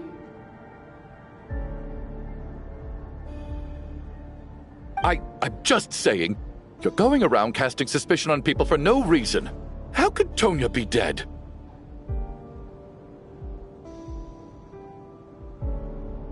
I can vouch for her, if nothing else. I've seen her before. She's the sister of that Harbinger, isn't she? The one called Child. Oh, really? You're telling the truth? Since being here, I don't think I ever mentioned she was Child's sister specifically. Does Chuganov actually know her?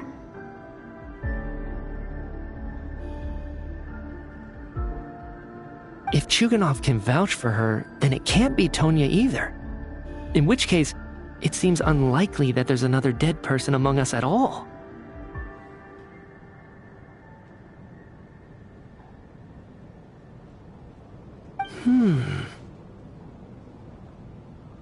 Miss Odette, could you go over that afternoon with me one more time, when you found me dead? No problem.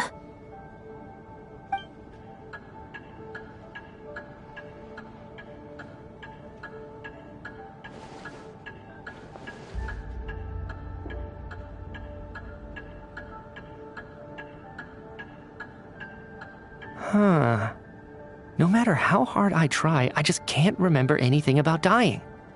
But I do remember something else. Miss Vojanitsa, during our last meal together, I told you how some of the researchers were suffering from temporary memory loss. Do you remember that?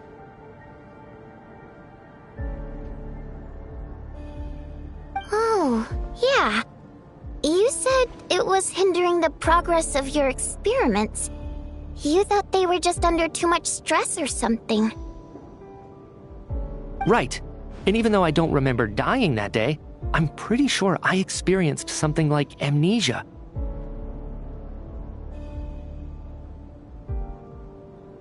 Some of my memories from that afternoon are missing.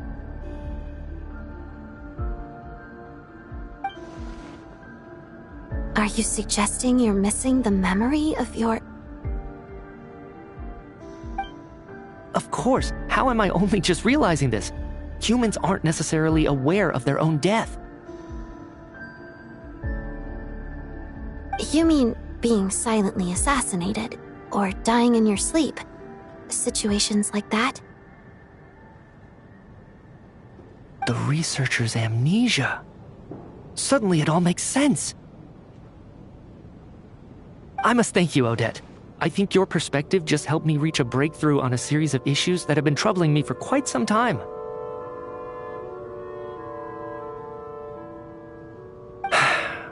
All right.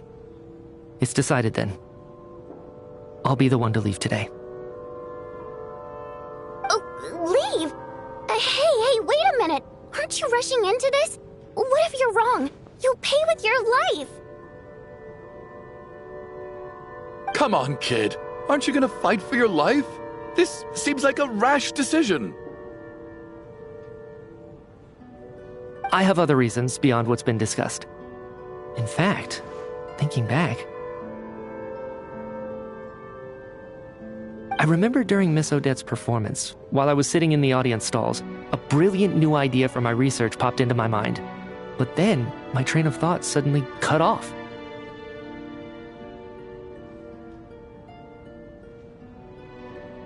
I can't remember it now at all, and I didn't take any notes.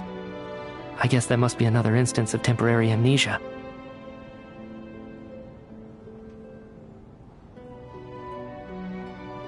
No. Hold on. I see where you're going with this.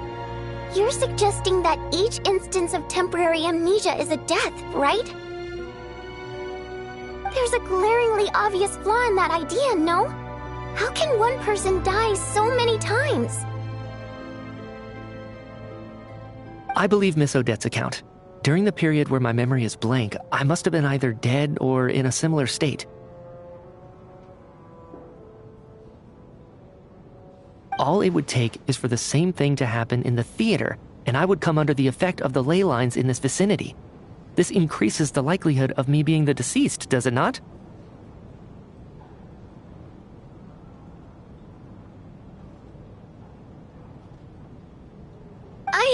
But... There's no evidence to suggest that anyone other than me is a candidate for the deceased. So allow me, as a scientist, to treat this as an experiment. Please relax, everyone. I don't think things are as bad as they may seem. If I really am the deceased, then to leave the theater will be a relief for me.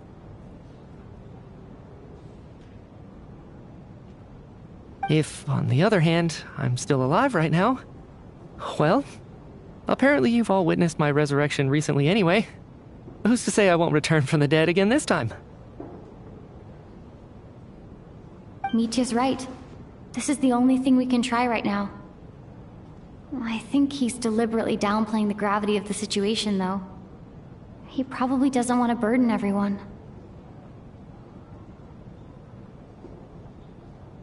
What is a scientist if not someone who gambles on experiment after experiment in an attempt to obtain the truth?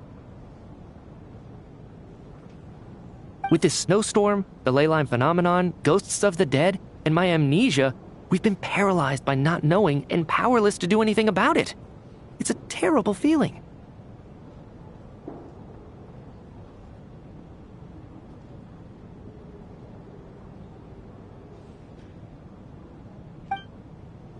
But if I do get resurrected, you can be sure that I'll come back with the truth of all this. Just you wait.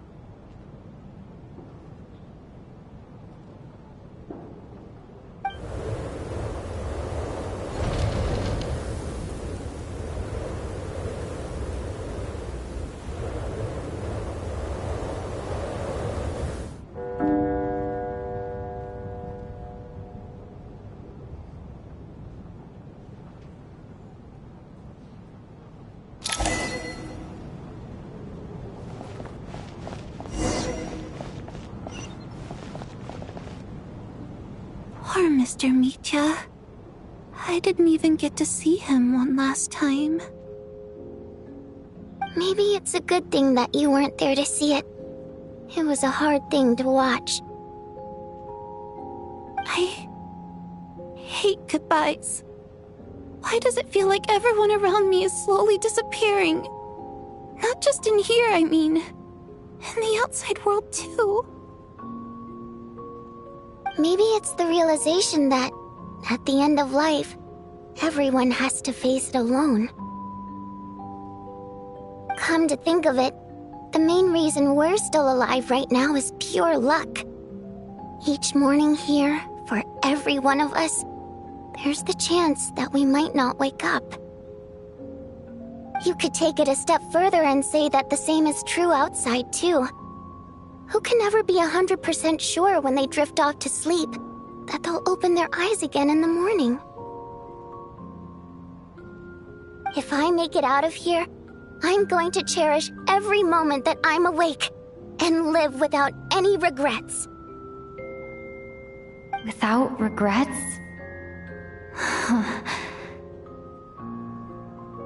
I feel like a strange sense of anxiety has been quietly growing inside me over the last 2 days.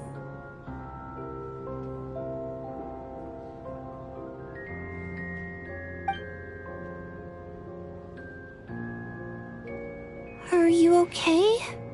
You look really glum. If something's bugging you, let's talk about it. There's only a few of us left here now. After everything we've been through, what's the point in keeping things bottled up? I have a travel companion named Paimon. Alosha and Odette have met her before. She's been feeling unwell recently.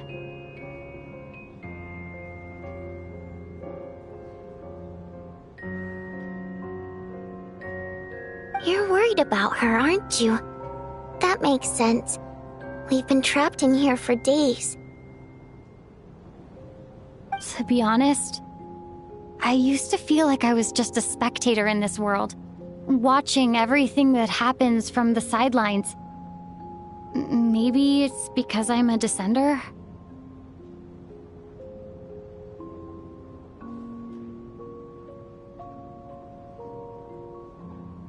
A descender?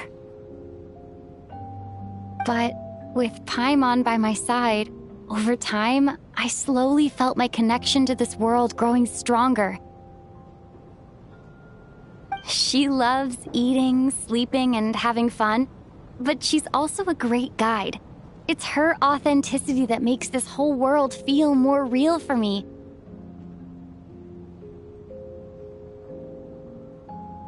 Over the last few days that we've been apart, I've often caught myself wondering, what would Paimon say if she were here right now?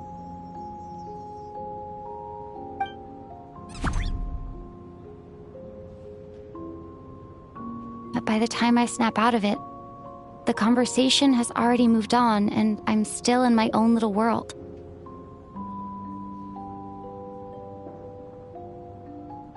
I'm trying to overcome this sense of detachment, but I really miss Paimon. I guess, in a way, she means the whole world to me.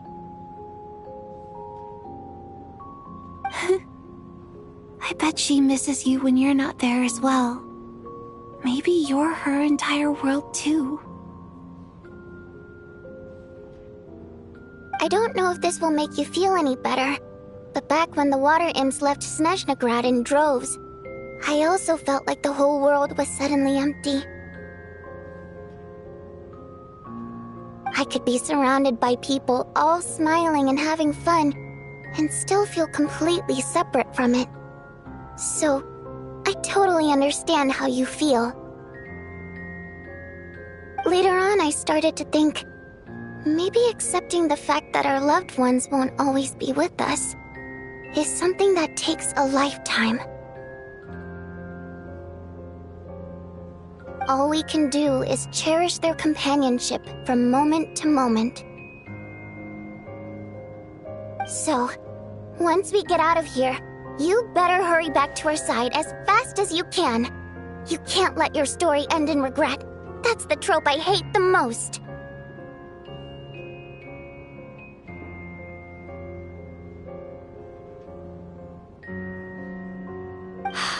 Thank you. That's exactly what I needed to hear.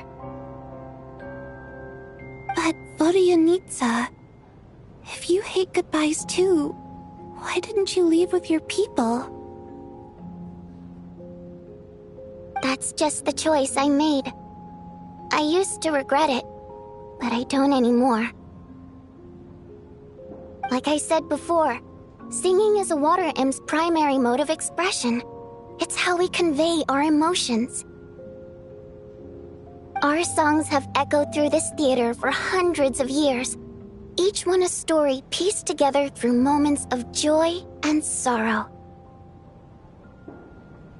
But does a story exist without someone to read it? To me, the answer is no. So I made the choice to stay. That way, there would still be someone left to sing these songs and listen to their stories.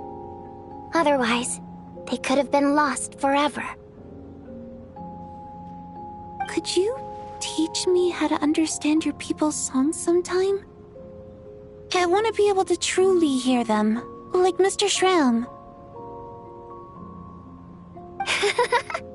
A fan after my own heart. Thank you, Tonya. How about I sing something for you, and you tell me what you hear?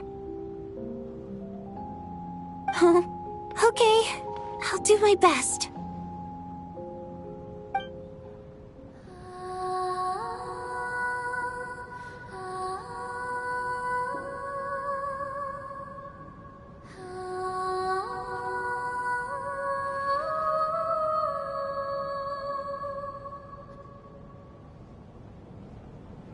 I've never heard that one before. I feel like I can hear a sense of longing somehow. I wonder why that is. Color me impressed, Tonya. You're a keen listener. Most people can only tell if a song is happy or sad. I didn't think you'd be able to pick up on such specific details.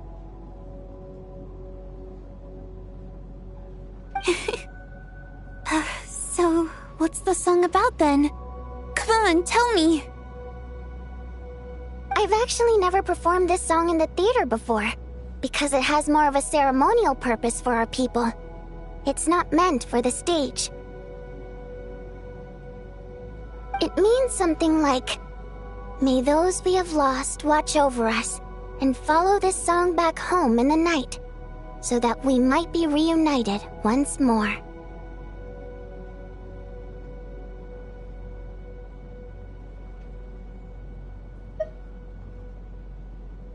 No wonder I could hear that sense of longing.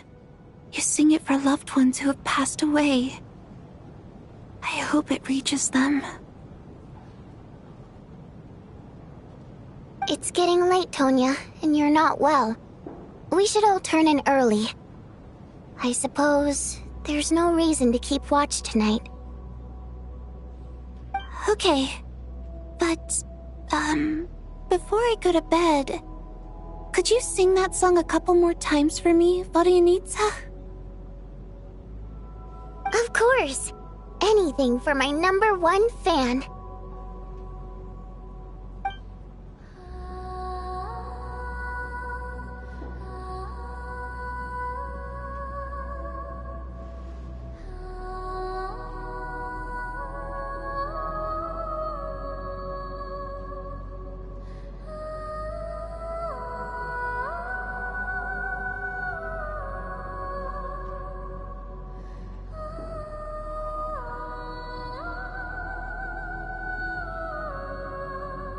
Once I get out of here, I definitely don't plan on ever coming back. But I guess that means I'll never get to hear Vodyanitsa sing again. That's a sad thought.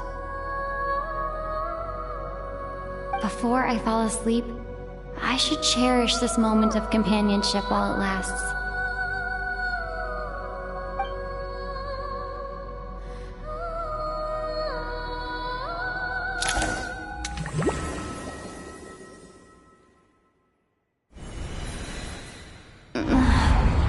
Where am I?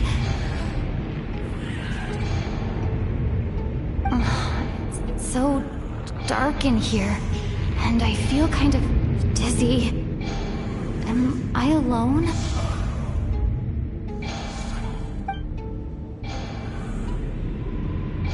Huh? What was that noise?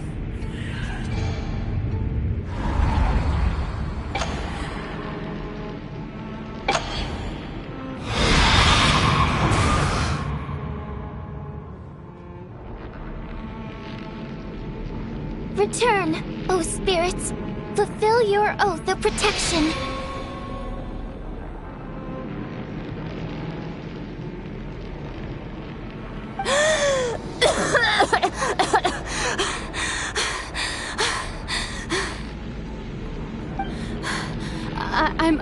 I'm alive? What just happened? No time for questions. Quick, over here. Turn on the switch. We need to bring back the light.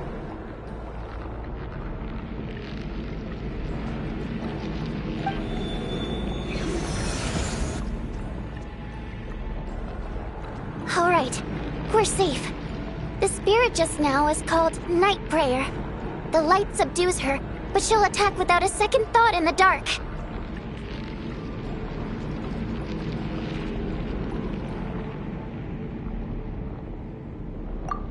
Sort of.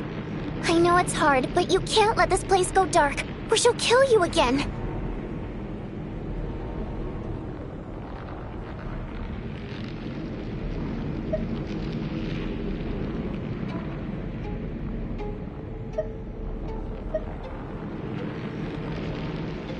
Yep.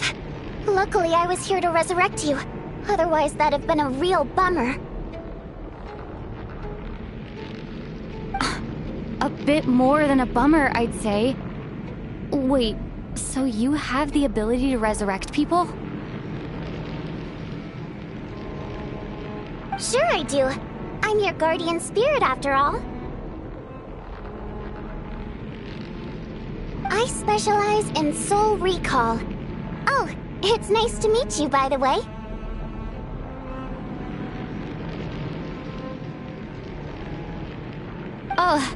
Oh, thanks. It's nice to meet you too. Alright, there's no time to waste. The black mist is already catching up. We need to avoid it at Night Prayer at all costs. Come on, let's go. We need to reach the next switch before the place gets too dark. If we bring the light back, Night Prayer won't be able to get to us. Sweet, sweet light! It's back! Now that's a sight for sore eyes. Shh! It's Night Prayer. We need to move quick, but don't let her notice you. Look out!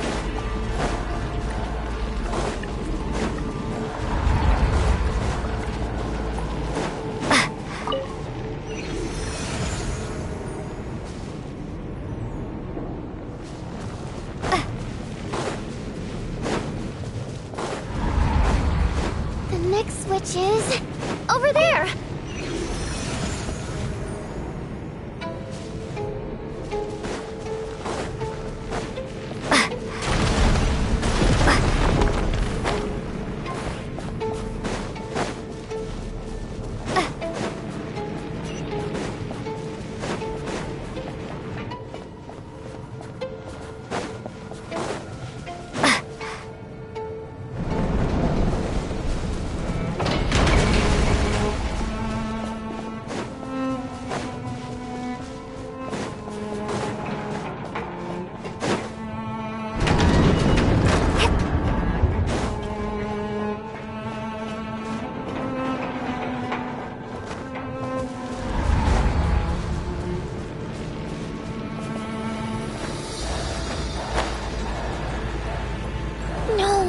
Night Prayer is here too.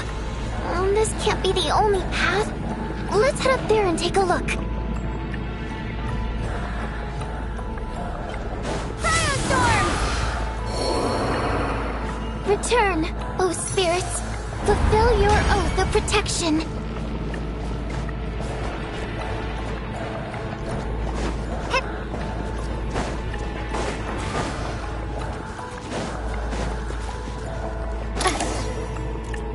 It's too dark. We're not gonna make it. Come on, faster!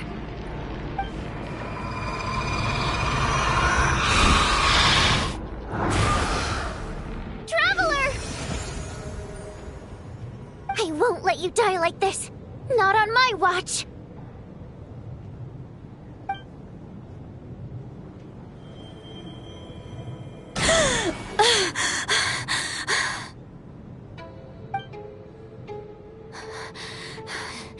Even though it's not permanent, dying is definitely not a pleasant experience. Great. You're back. Yeah, thanks to you. Time for you to get out of here. Quick, before the light runs out. What about you? You're not coming with me? I can't. I've already been used up. A guardian spirit's skills are finite. I can only resurrect someone so many times.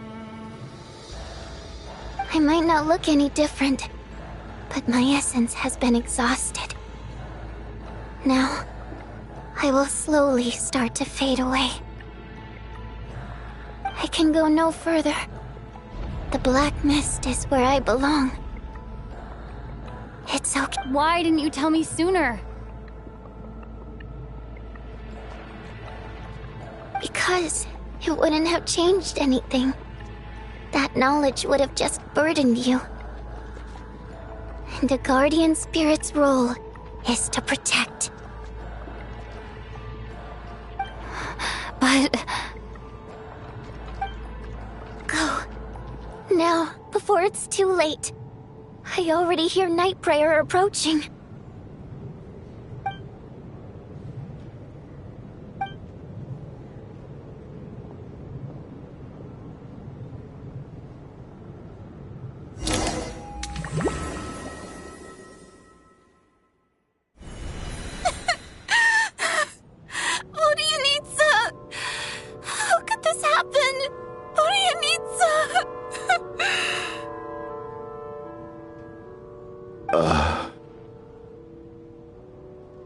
Well, I guess there's no need to inspect the body.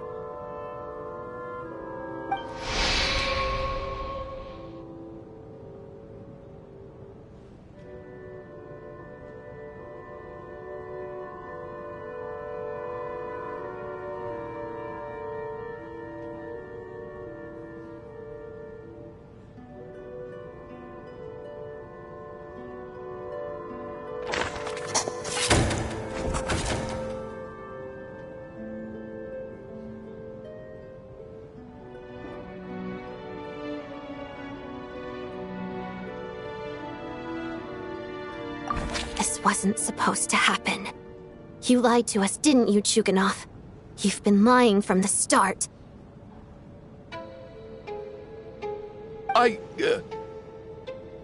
Take a long, hard look at yourself before you go around accusing other people. I suspected you on day one, Lelik, and now look where we are. By some strange coincidence, you've never been targeted.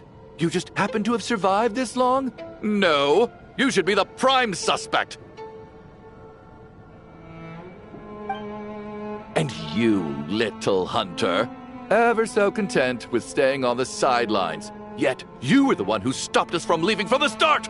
Why are you trying to keep us here? Now you're just lashing out indiscriminately. That's either a sign of anxiety or a guilty conscience. Where was all this passion and bravado before?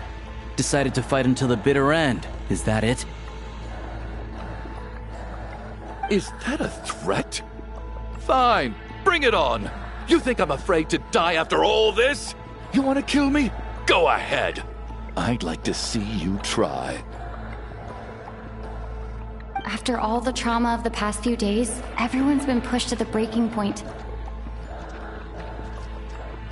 Valeri and Mitya aren't here anymore. Someone else needs to step up and take charge. But first, I need to think this through. Considering everyone left, who's the most likely candidate for the deceased?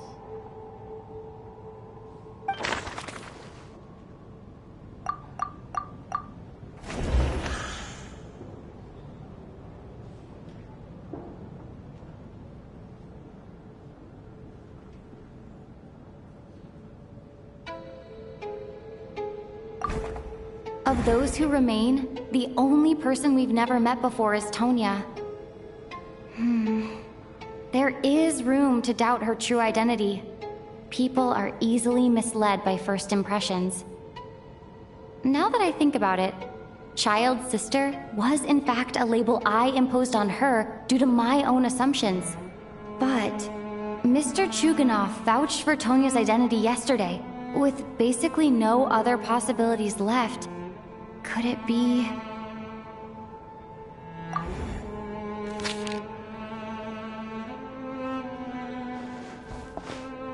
Tonya, how's Tusser been lately?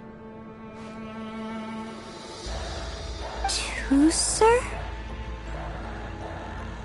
Your brother Ajax must have mentioned me in his letters home, right? Did he say anything about a blonde traveler?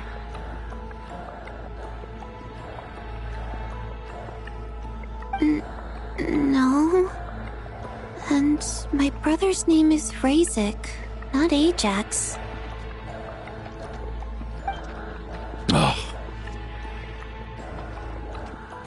Chuganov, looks like it's your turn to do some explaining. Yesterday you said you could vouch for Tonya. Why did you give us a false testimony?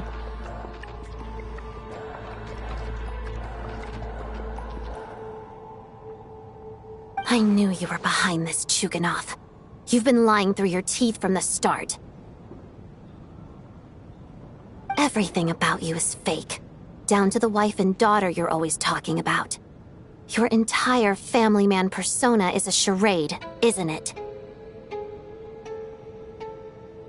That night, when I infiltrated your place as Lelik, I noticed you were home alone. Didn't think much of it at the time. Just thought everyone else was out.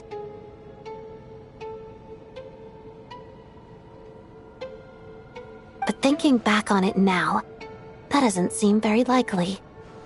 My guess is, you live alone, don't you? Even that was a lie?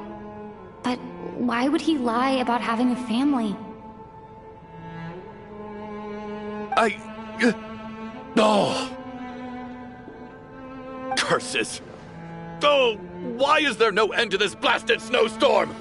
If it would just stop! If it would just stop. I think I remember now. I know how I ended up here. It feels like a distant memory. But at the same time, it's just like it was yesterday. The reason I'm always coughing is because I got sick with frostbite. The locals usually call it the snow cough. It's not a very common illness. It's partly genetic and partly caused by the cold climate, but it can be fatal. They sent me to the hospital as soon as they found out I had it, and I spent so long lying there in that hospital bed. After a while, I felt myself growing weaker and weaker. Nothing seemed to be working anymore. Neither the treatment that the doctors were giving me, nor the medicine my brother was brewing from frost fairy flower leaves. So one day, I told my brother that I wanted him to take me outside for once, so things could be like they used to, just for one day. I wanted to meet loads of friends, experience new things. He agreed. He snuck me out of the hospital, and we escaped. We got to the theater, bought tickets, and went inside. Oh, it was all so exciting. I remember the show very clearly. It was amazing. But I found myself getting sleepier and sleepier. Oh, Tonya. When I woke up, I couldn't find my brother anywhere, so I guessed he'd already left. But there's no way he'd leave me behind. So I decided to stay here and wait for him. At the time, I figured he'd probably gone to brew some more medicine for me. I was planning to chew him out for abandoning me when he got back. Tonya, it sounds like by then you'd already... Yeah, I know. I understand now. Dead, aren't I? This cough and the feeling weak, it's probably just my body's memory. After all of that, it turns out I can't blame my brother after all. I was the one who abandoned him. I'm sorry, everyone. I realized this much too late. It seems like death skewed my perception. And now I've dragged you all into this mess. Your name probably isn't even Tonya, is it? Didn't that ever strike you as odd over the last few days? Well, when I was little, my brother and I read a storybook, and Tonya is the name of one of the characters. When we escaped from the hospital, our family and the hospital security were looking everywhere for us. So when you first approached me and said my brother had sent you, and called me Tonya,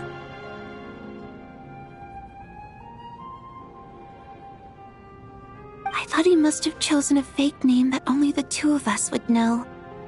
Because he was afraid of getting caught.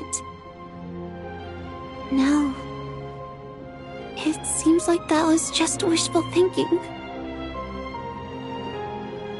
At least your memory of death isn't painful. That is a small comfort. Now it's your turn, Chuganov. Talk to us. I believe no lie is ever told without a reason.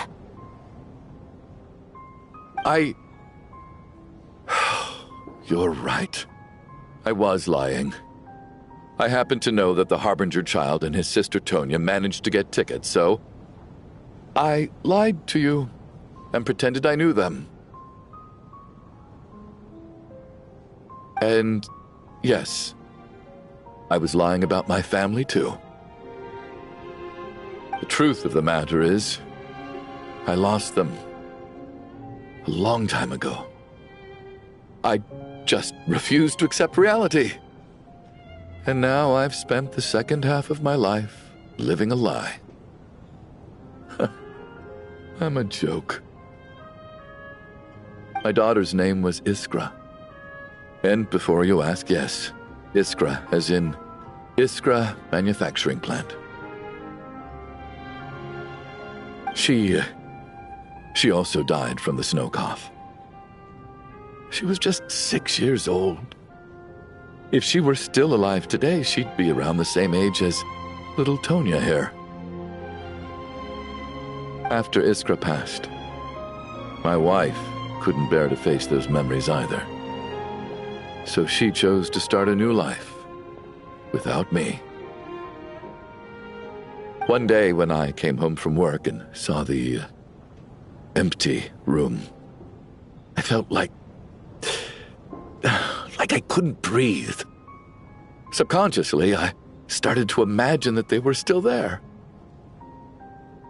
I soon discovered that this was the only thing that made me feel any better, so I just embraced the delusion.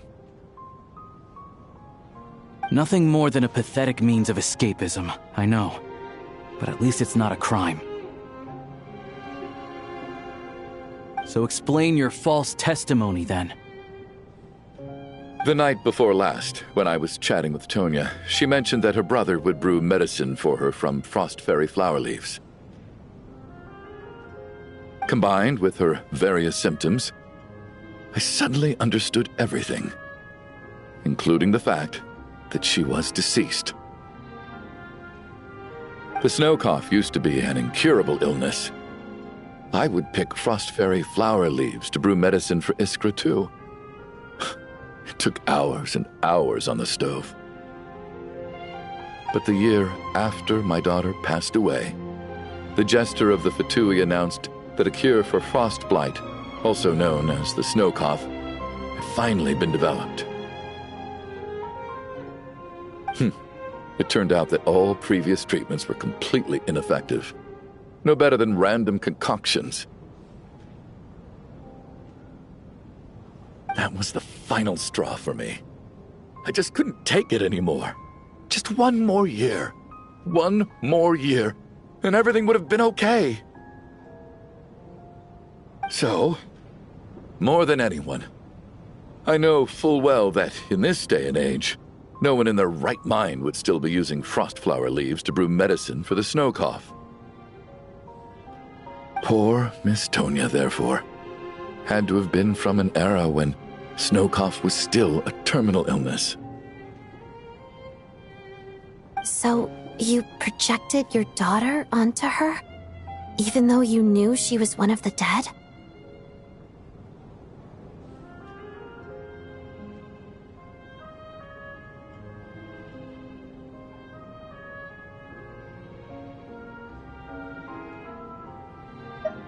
That doesn't make any sense. You knew she was already dead. What did you hope to achieve by protecting her? I just don't believe in your crackpot theories, nor do I approve of your actions. How can you just declare a living person dead and throw them out into that snowstorm?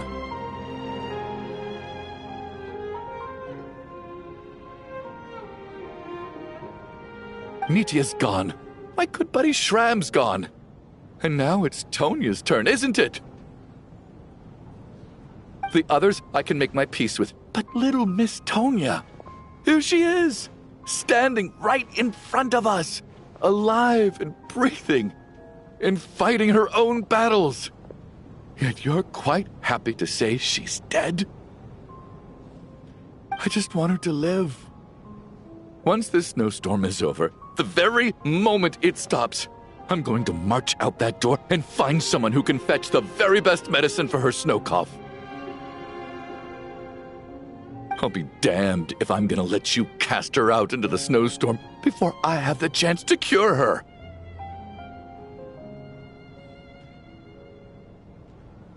Not again! Not this time! Not when the cure is right within our grasp! I'd never be able to forgive myself. Mr. Chuganov, stop. I can't let you do this. Tonya. By the sounds of it, you've known I was dead since the night before last, right? I really liked Mr. Valeri, Mr. Mitya, and Miss Vodyanitsa. And now they're all dead because of me. I'm not happy about that. The reality is, you've been trying to fight your own demons through me. But all you've really done is trap me inside your delusion along with you. No! Listen to me. I want to save you. I do! Well, at this point, I'm quite sure that I'm dead. I don't need to be saved. The time I got to spend with all of you is more than enough for me.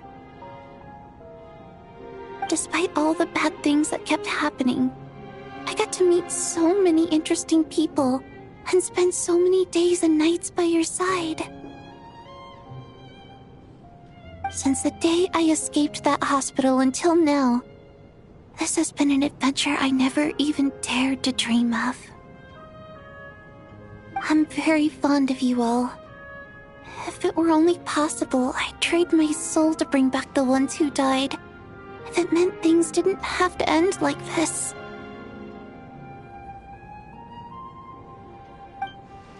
And that's why I'm not fond of you at all, Mr. Chuganov.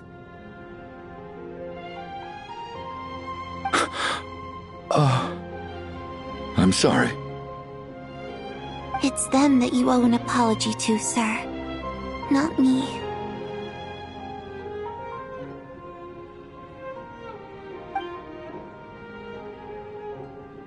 Well then, I suppose this is it.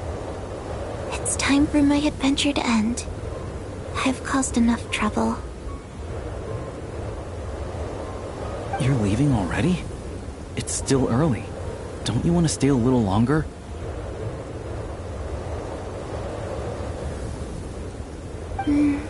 No, thank you.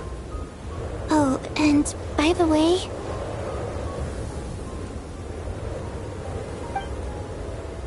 my name is Patoshka. It was nice meeting you all.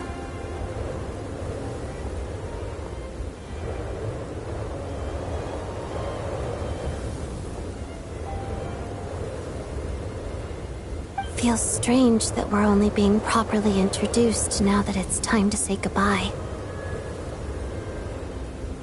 Toshka.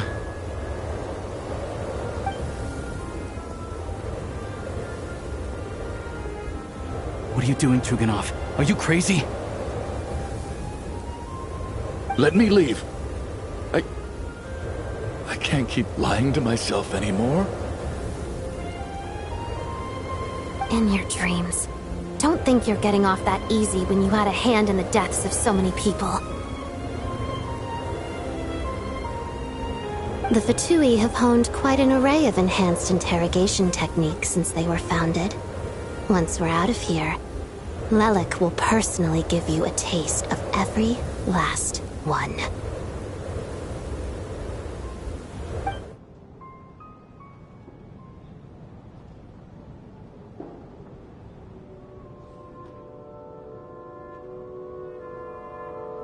I think we should leave.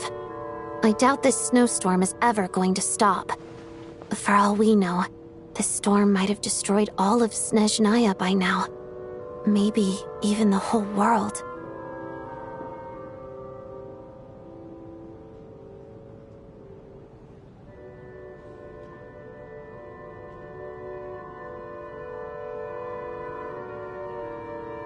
Wait, we finally solved the mystery of the haunted theater today.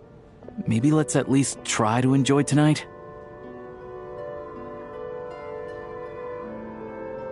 Fair enough. I don't particularly feel like dying in Chuganov's company anyway. And yet you won't let me die first. Hey, Chuganov, on a serious note, if we do make it out of here, you should close down that factory of yours. A lot of people are freezing thanks to you. Is this really the time to be discussing my factory?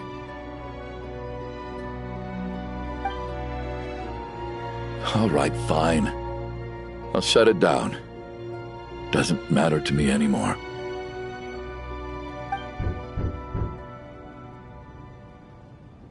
Am I hearing things? Or was that a knock at the door?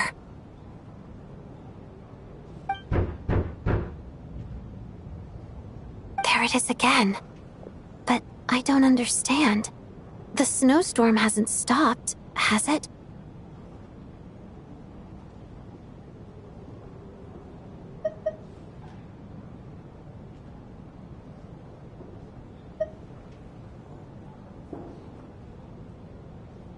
Should we open the door?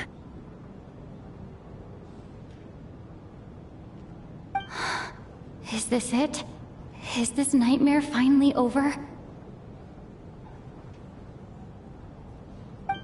If the last few days are anything to go by, I probably shouldn't be getting my hopes up. Whatever lies beyond that door at this moment, it could be something even more terrifying than everything we've been through so far.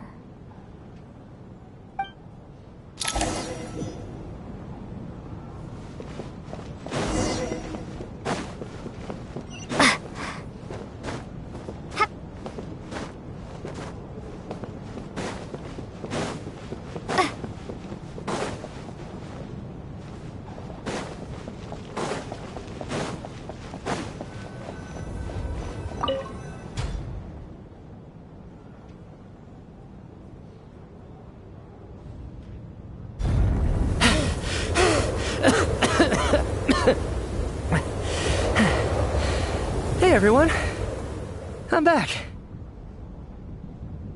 How are you doing? Feeling any better? Much better, thanks. Whew, it is so good to have you guys here. I was a little worried that the theater would be empty by the time I got back. Let me see. Tonya and Vodyanitsa are missing, which means... Vodyanitsa died last night. And then you discovered that Tonya was the other dead person. Am I right? Not Tonya. Pitashka. First, tell us how you made it back here. Given the conditions outside, no one should be able to return alive.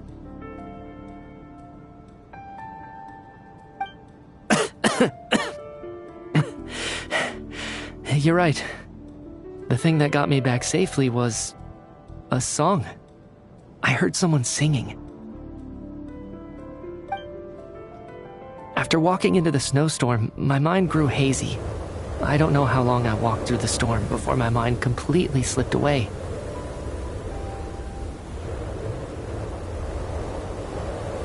Then, suddenly, I heard the sound of singing.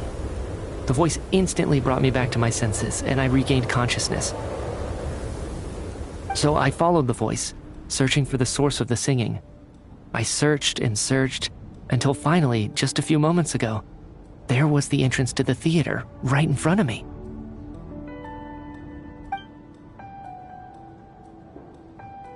I've actually never performed this song in the theater before, because it has more of a ceremonial purpose for our people. It's not meant for the stage. It means something like, "May those we have lost watch over us, and follow this song back home in the night, so that we might be reunited once more." That must have been Vodyanitsa's requiem. Who knew it actually worked? That song is meant to guide the souls of the dead. Mitya, that must mean that you... Huh. No kidding. Seemed like I guessed right then. This is what I've been so desperate to tell you about. When I first stepped out of the theater, I was still quite lucid. My memory of it is still pretty intact.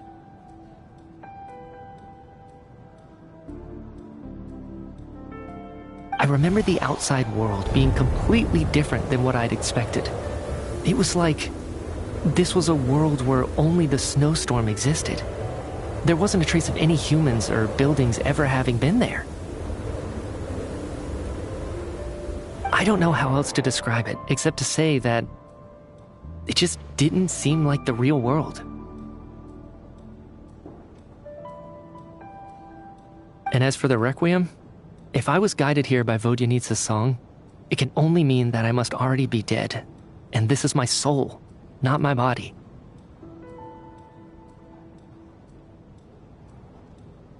But I didn't experience a clear moment of death while I was out there, nor do I feel any different now than before I walked into the snowstorm.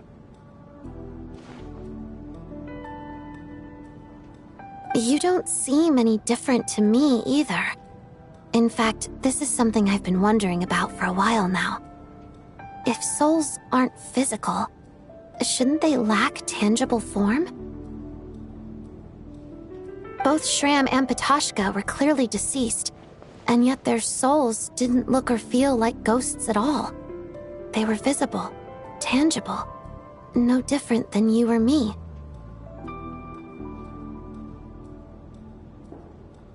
This raises a truly terrible thought. Is that really what Mitya is suggesting?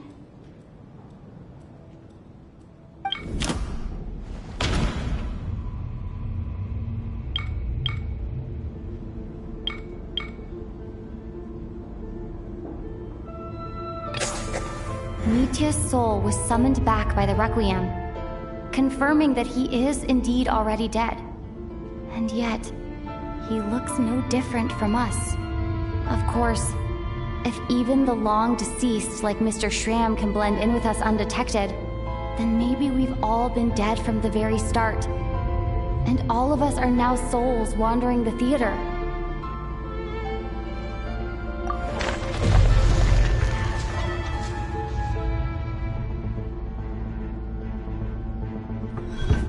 Yes.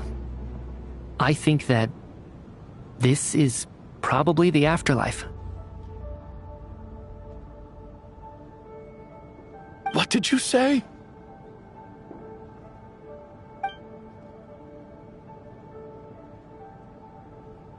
You heard me. We died in the theater. All of us did. But due to an obstruction in the theater's ley lines, our souls are trapped here, while an endless, infinite snowstorm rages outside.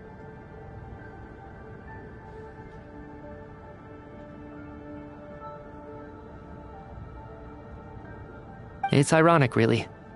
All that time, we were working so hard to figure out who the deceased among us were, when the truth was, we were all deceased.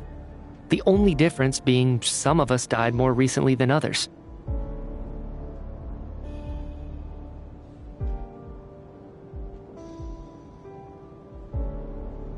Do you remember that note, "Death is near"?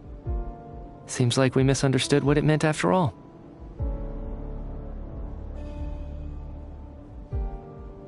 Death was nearer than we wanted to think all along. The note simply meant that all of us were already dead. So all our attempts to survive, our search for the deceased, it was all for nothing? Hard to say. At the very least, we helped 2 lost souls find clarity and go to where they belong. The presence of those 2 is probably what caused our souls to be drawn in by the ley lines. In which case, the deaths we've awoken to over the past few days were just souls returning to the ley lines for good.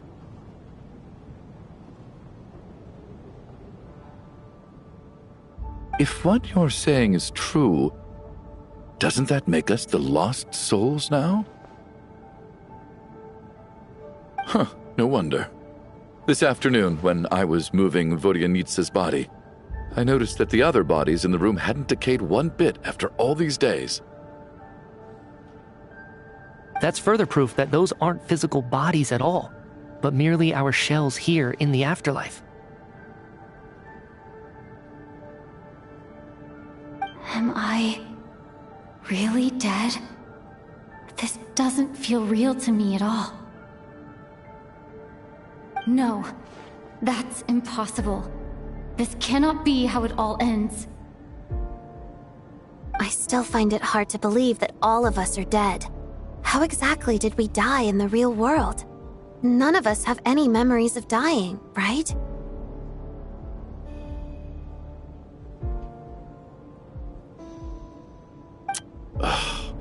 Not even knowing how we died is preposterous. Good grief! Surely there has to be some reason. Exactly. It's hard to rest in peace when you don't even know how you died. It gave me lots to think about as I strode out into the snowstorm. I racked my brains trying to remember the cause of my death, the exact moment I died, the root of all of this, right up until my consciousness faded. Wait. Hold on. Right before I lost consciousness, I think I saw something. I can't remember. And I think I lost my notebook and pen. Mitya, your hand. Is that blood on your fingers? Huh? You're right. There's blood on the fingertips of my right hand. Looks like it's already dried. When did that happen?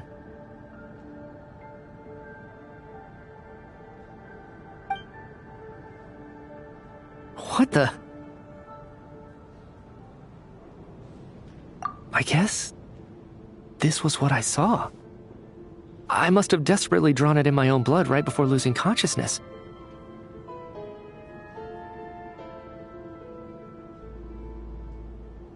What's wrong? Do you recognize the symbol? It's Renova, the ruler of death.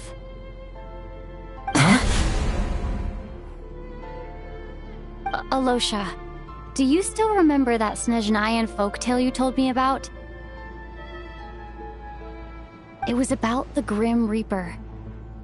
When someone's about to die, he appears as an incarnation of someone familiar to guide their soul into the afterlife.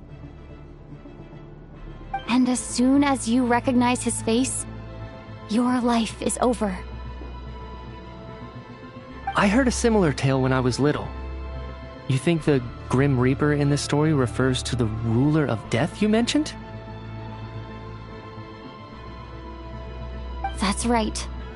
In which case, death is near could also mean that the Grim Reaper is here, disguised in a familiar form. Death, the deceased, and the Grim Reaper? So it's a triple entendre. When I first saw this note, I thought it contradicted the investigation report. But now it seems like that was the whole intention. So the Grim Reaper deliberately misled us.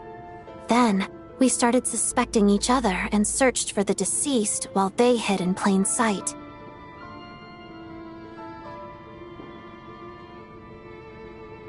By that logic, the one person most likely to be the Grim Reaper incarnate is...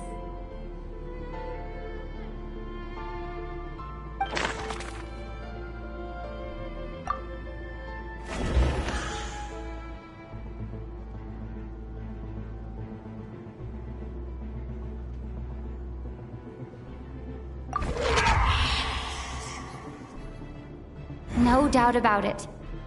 It's Alosha. Looking back at how everyone has acted over the past few days, Alosha is most likely the Grim Reaper lurking among us.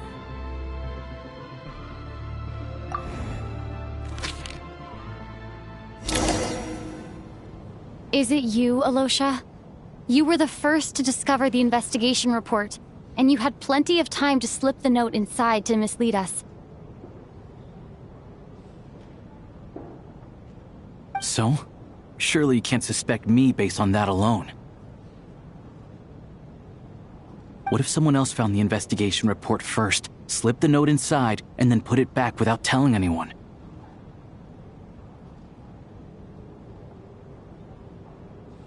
There's no denying it. The note could easily have been slipped in much earlier than it was discovered.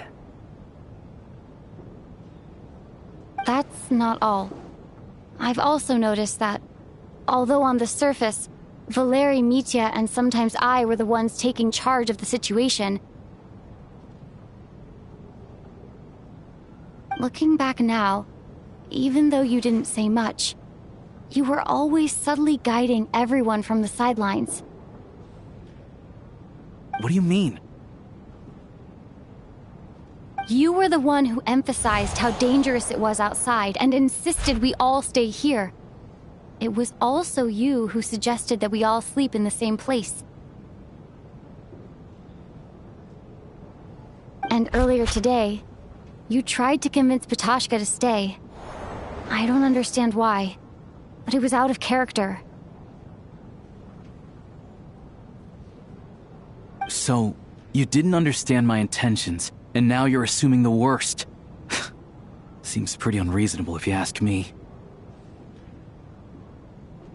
He still won't admit it? Fine. Let's see how he responds to the most damning evidence of all. The biggest question I have right now is, if the Grim Reaper is impersonating Alosha, then where's the real Alosha? When did they switch?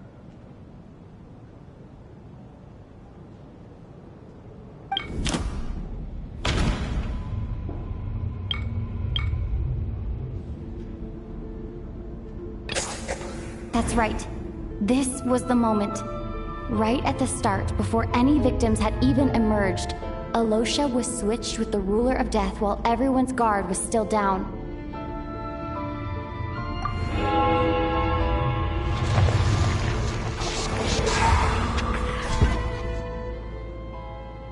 When all this began, right after the performance ended and the snowstorm began to pick up, no one suspected anything unusual.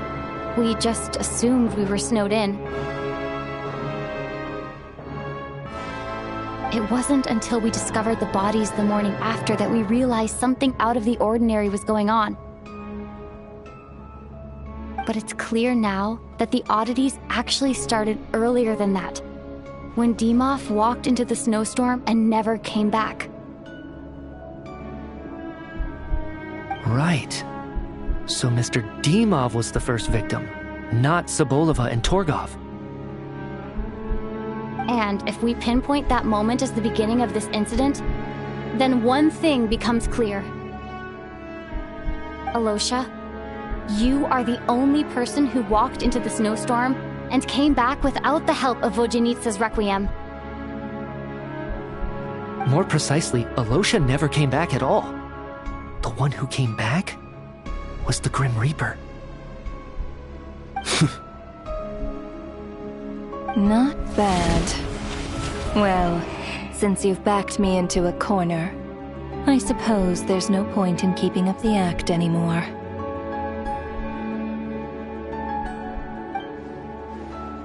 Alosha? You're the Grim Reaper? I am no such tired cliché. Mortals should address me as the ruler of death. Before being wiped out for good, you identified the two deceased, and even sensed my presence. A commendable achievement, far beyond what I expected. I heard you can ferry souls. Those deaths each night. Were they your doing? Your initial conclusion was correct. Due to the existence of the two deceased, the ley lines yearns to reclaim those long-lost souls. Every night they devoured an equal number of souls to fill the void. This required no intervention from me. Though, of course, ferrying souls is indeed my authority. Here, take a look.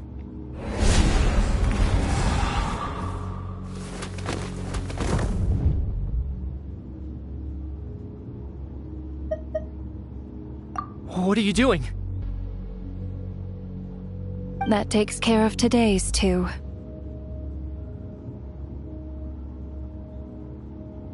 Don't get so worked up.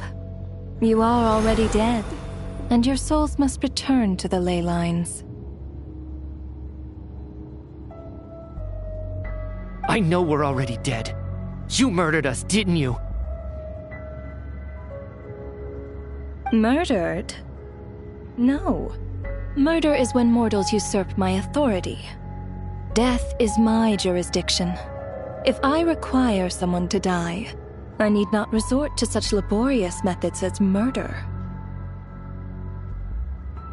You simply met the criteria to trigger my curse of death. I know about the curse of immortality. So there's another death-related curse too? You cursed us? When? And why would you do such a thing? So often, humans pray to me, begging to know when their death will come, and what form it will take. But few people ask why. If you must have an answer, know that death comes simply because one's time has come. So you're not gonna tell us the truth? Hold your tongue. By all rights, you shouldn't even be allowed to speak with me. Those angels from the past are to blame for the reckless renovation of the ley lines here. It's made my work on this occasion infuriatingly complicated. Work? So trapping us here, making us watch our friends die, that's just another day at work for you?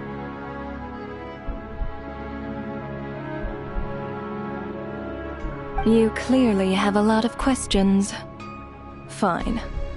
As a reward for your remarkable accomplishments over the past few days, I shall answer a few of your inquiries. provided they aren't too unreasonable. After the physical body dies, the soul must return to the ley lines for that person's death to be considered complete. My work encompasses the entire process of death, including, naturally, the guiding of souls into the ley lines, with which you are now so familiar.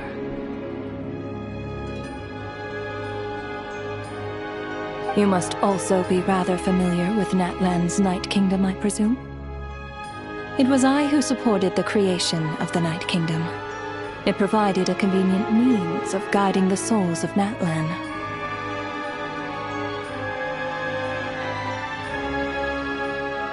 Here, too, the ley lines connected to the theater underwent some modifications. The angels hoped to make them capable of accommodating the souls of some special creations. But this actually hindered their ability to accept ordinary souls to some degree. This effect manifested itself after you died from the curse in the theater, leaving you stranded in the afterlife, unable to achieve a complete death. But if souls who die from the curse of death fail to return to the ley lines within a short window of time, they will miss their chance for good. Then, they will remain forever suspended between life and death, no longer subject to the authorities of either. So if you don't resolve this matter soon, and see all our souls return to the ley lines before long, we'll escape your control.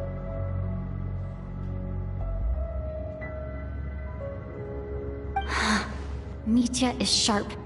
This must be what Renova was worried might happen, and the reason she got involved to begin with.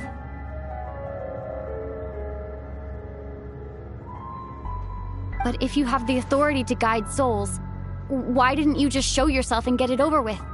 Why hide among us in the form of Alosha?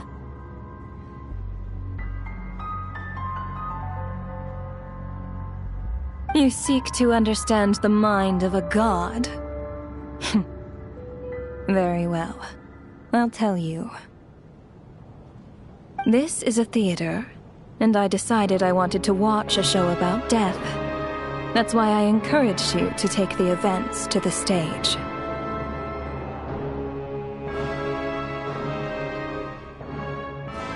I found myself getting quite immersed. I suppose the entertainment you provided makes up for all the trouble you've caused me by being so defiant in the face of death. There. Are you happy with my answer? Can't say I am. Really? But it fits the stereotypes you humans have about gods. Just moments ago, you were complaining about how infuriatingly complicated your work here has been. Work is work, I get it. There are times when it's a huge pain, but you just have to get it done, right? That's a rather unique perspective for a human. You are in fact correct. There is a pain point in this case. Due to the obstruction in the theater's ley lines, there is a hard limit on the number of souls they can receive each day, making it impossible for me to ferry all your souls at once.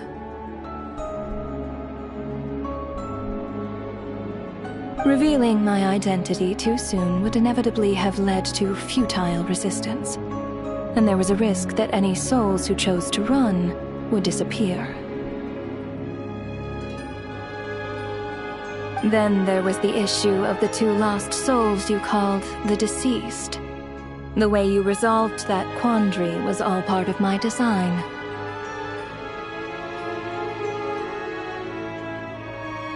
That's what I don't understand. If all of us were souls of the dead, what made their presence among us special?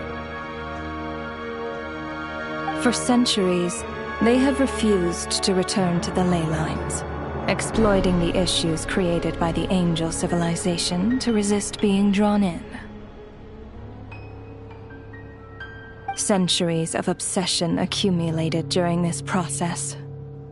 You may think of this obsession as the resentment of the dead, and in this quantity, it was a bomb that could have detonated at any moment. It reached the point where I could not afford to leave it unchecked. But the only way to fix it was to help them acknowledge their own deaths, make peace with their regrets, and willingly walk into the snowstorm. Only then, with my guidance, could they finally return to the ley lines. Otherwise, you would not like to know what the consequences would have been. I vaguely remember seeing Patashka, but in the most terrifying form. Was that in a dream? Is that what would have become of her if she hadn't returned to the ley lines? I see your dreams brought you many revelations. So you see, death in fact grants wisdom to mortals. Souls connect to all things in the world and see the chain of cause and effect between them. It's nothing unusual. Anyway, giving psychological counseling to lost souls is not my strong suit. That is more of an angel's role. It was something I could not resolve directly using my authority, so I decided it was easier to leave the bomb defusal to you.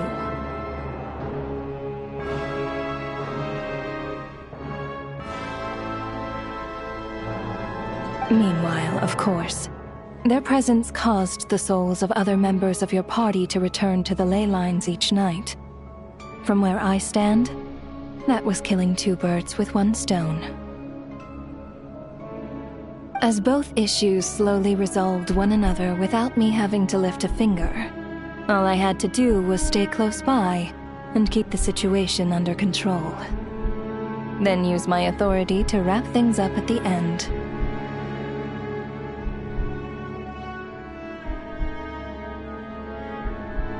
And, of course, while I was at it, I thoroughly enjoyed watching this drama, dealing with death from a mortal perspective, play out on the stage.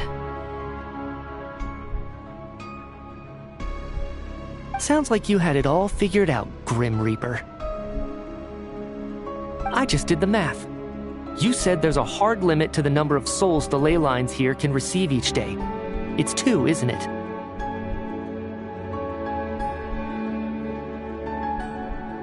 That much is obvious, even to a fool. It's time to review this whole affair.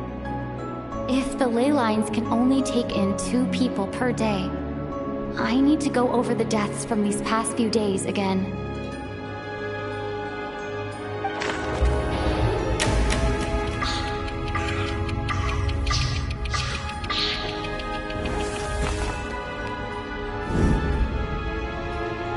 Looking back now, none of us had the faintest idea at the time.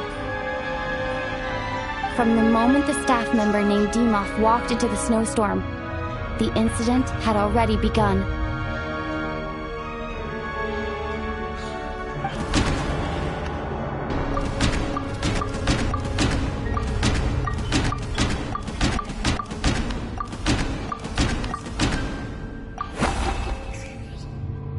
No. Let me go over this again.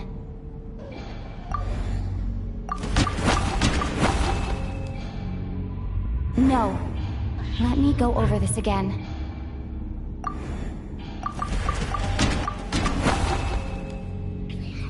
No. Let me go over this again.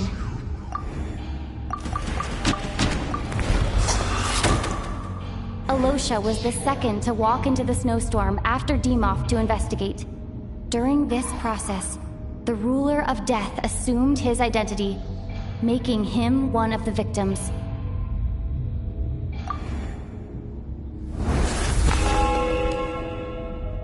During our first night in the theater, everyone was caught up in the novelty of it all. No one could have expected there would be victims the very next morning. Despite all the confusion, and with the help of hindsight, we finally began to realize that something was amiss with the snowstorm.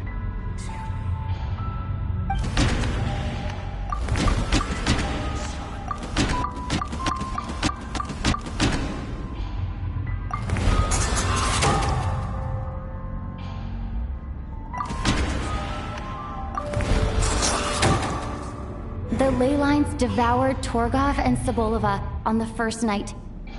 At the time, we thought this might be a murder case connected to Lelek.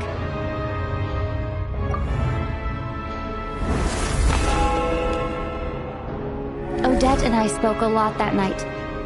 3 people were on watch, but in the morning, we discovered that someone had fallen victim all the same.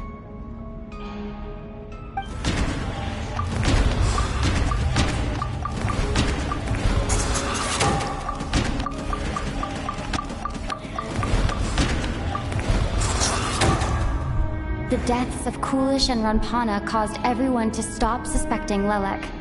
Unexplainable phenomena occurred one after another, leading Mitya to suspect that we were caught up in a supernatural event.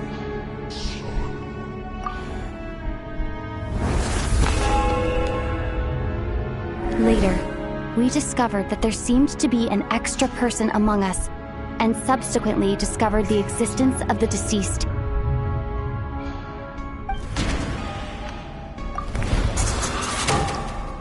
Mr. Schramm realized he was the deceased and walked into the snowstorm to return to the ley lines of his own accord. It turns out there really was a dead person among us.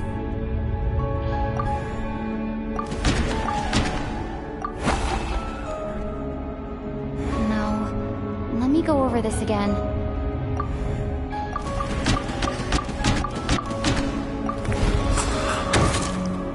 We thought it was all over. But Mr. Valeri's death was a rude awakening for everyone.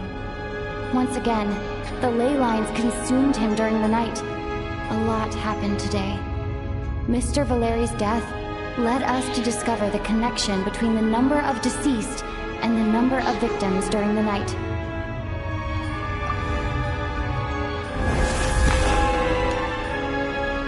The fact that there was more than one deceased seemed to bring us back to square one. Odette revealed some information she had been keeping to herself.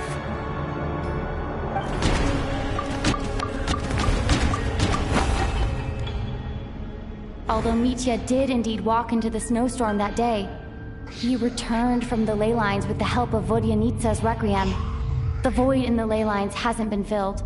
So, let's rule out Mitya for now.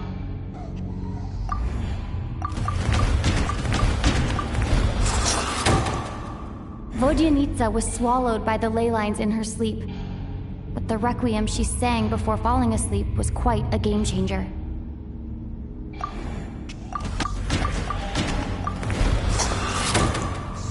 As it happened, Patashka filled the void left by Mitya's return from the ley lines by walking into the snowstorm this morning.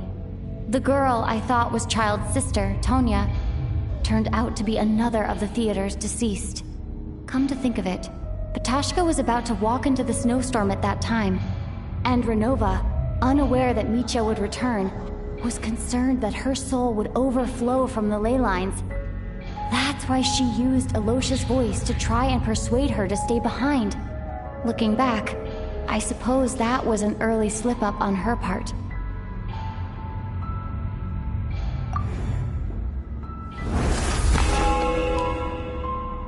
No one could have expected anyone who walked into the snowstorm to return. But just after nightfall, Mitya returned, bringing crucial information with him. Various truths began to surface, including that all of us were already dead, and that the ruler of death was here among us. Then, after revealing her true form, Renova callously claimed 2 souls.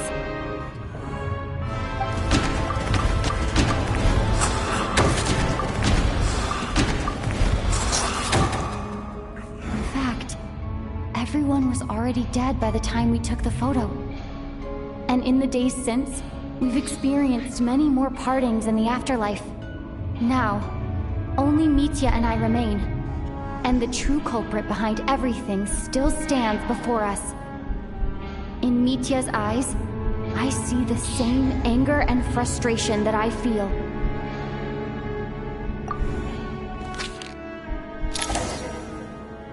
That covers everything. It's all clear now. Your work isn't finished here yet, is it? The Traveler and I are still standing here, safe and sound.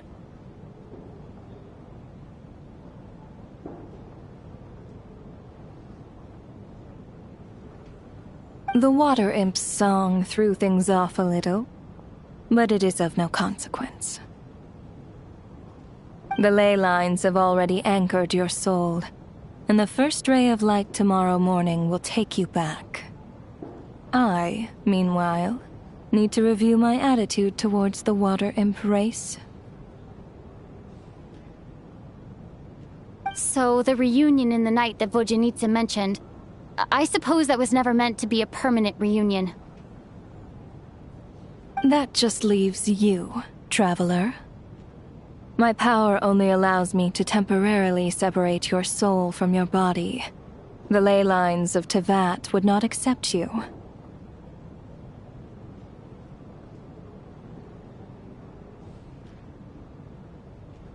And your soul is firmly anchored to your body by your will.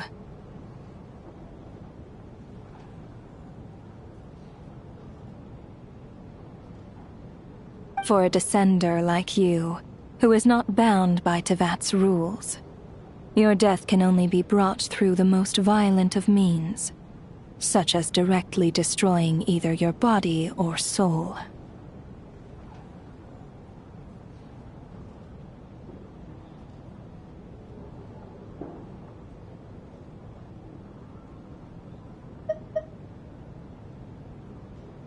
I have no interest in involving myself with Descenders. For now. Although, this may change if Asmodee remains missing, or you insist on interfering with our affairs.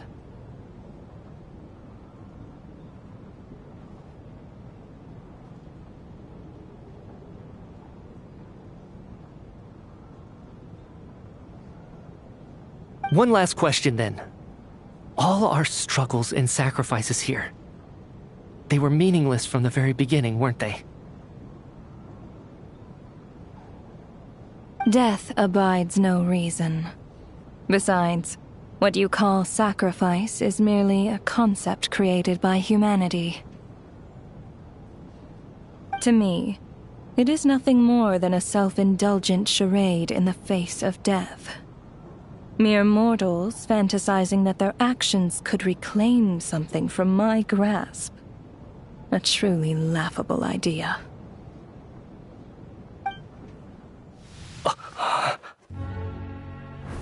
Grim Reaper, you really know how to get on my nerves. I'm not here to ingratiate myself with you. I kill merely because your deaths are necessary. Oh, you've made that quite clear. But humans don't take well to being scorned. Not even by the gods.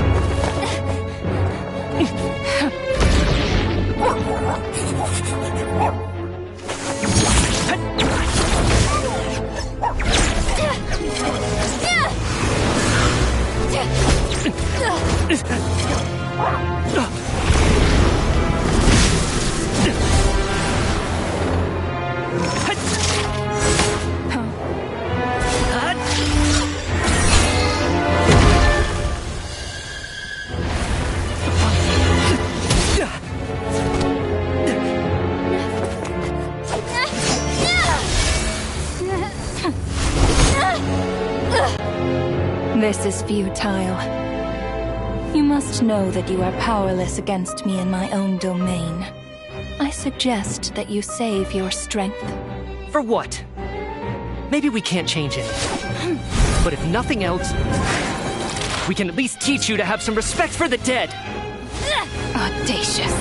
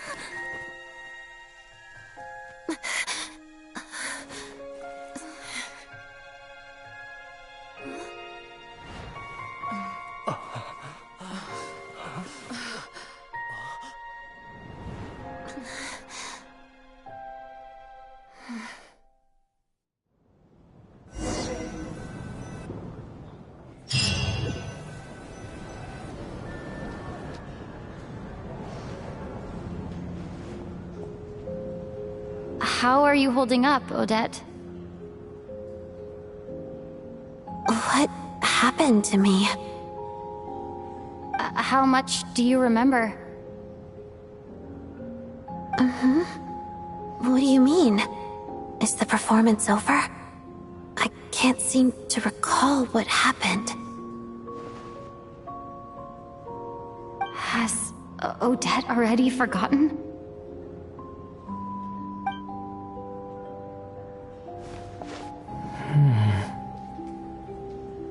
Mitya?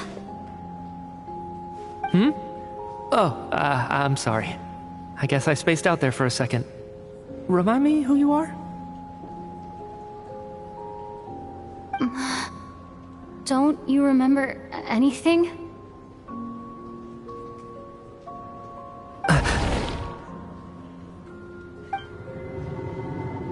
Yeah, I remember now, comrade. Looks like we guessed right. Just like me when Odette found me at the Armory Palace, for some reason, everyone killed by the ruler of death eventually came back to life.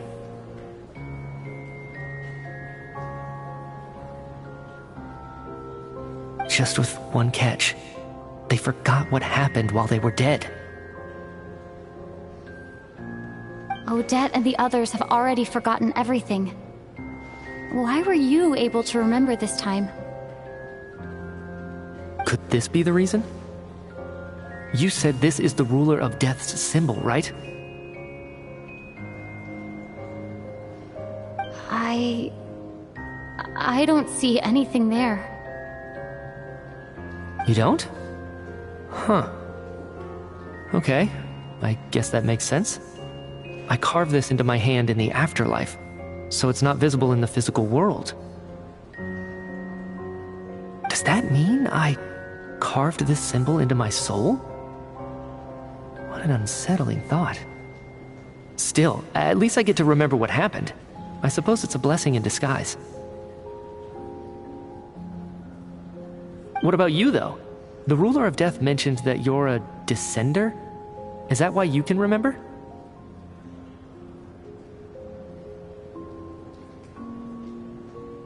A full explanation would get complicated very quickly, but that's essentially it.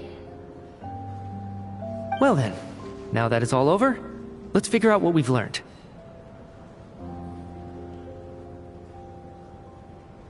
The first thing I notice is that everything here is precisely as we left it, right before our deaths. This confirms that time passes differently in the afterlife than in the real world. They say that right before death, time slows down and your whole life flashes before your eyes. That must be how you know you have one foot in the afterlife by that point. Anyway, clearly the few days we spend in the afterlife probably only amounted to a few short minutes in the real world. This also aligns with previous reports of widespread temporary memory loss among the Armory Palace personnel. Now it seems likely that those were all brief deaths caused by the Grim Reaper's so-called curse of death.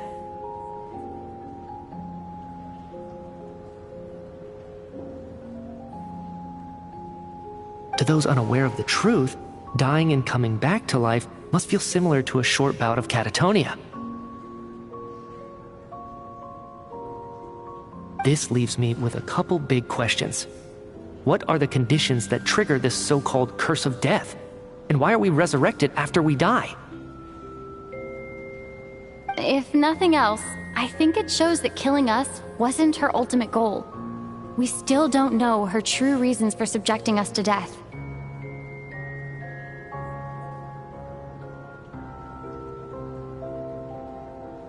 Right. This time only got complicated because of the situation with the theater's ley lines. That's why she had to approach it differently. If the previous incidents of amnesia among the researchers are anything to go by, killing us is usually a pretty routine matter.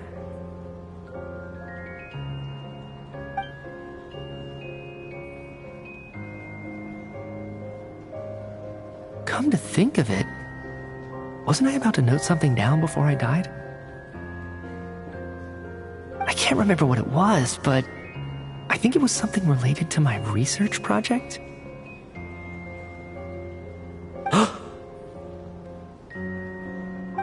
Sorry, Traveler. I'll catch up with you again later. Right now, I have to make a trip back to the Armory Palace.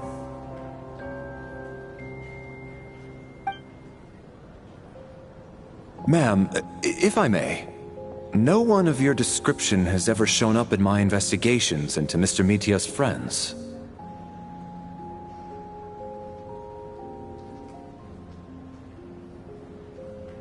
Yet, you two seem very familiar with each other. Could you perhaps tell me where he was in such a rush to get to? And, by the way, have we ever crossed paths? Forgive the presumptuousness, but I feel a vague and indescribable sense of familiarity about you. I can explain everything.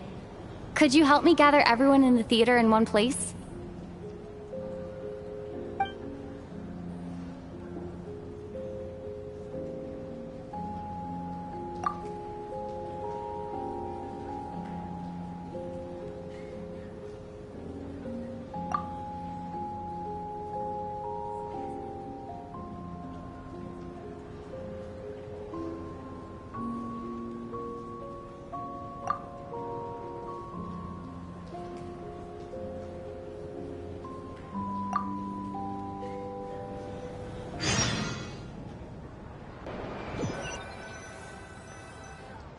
So, Chuganov really is going to shut down the factory.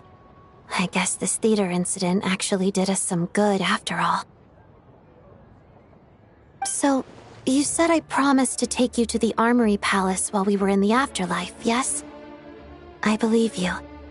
I think I even have a vague memory of it.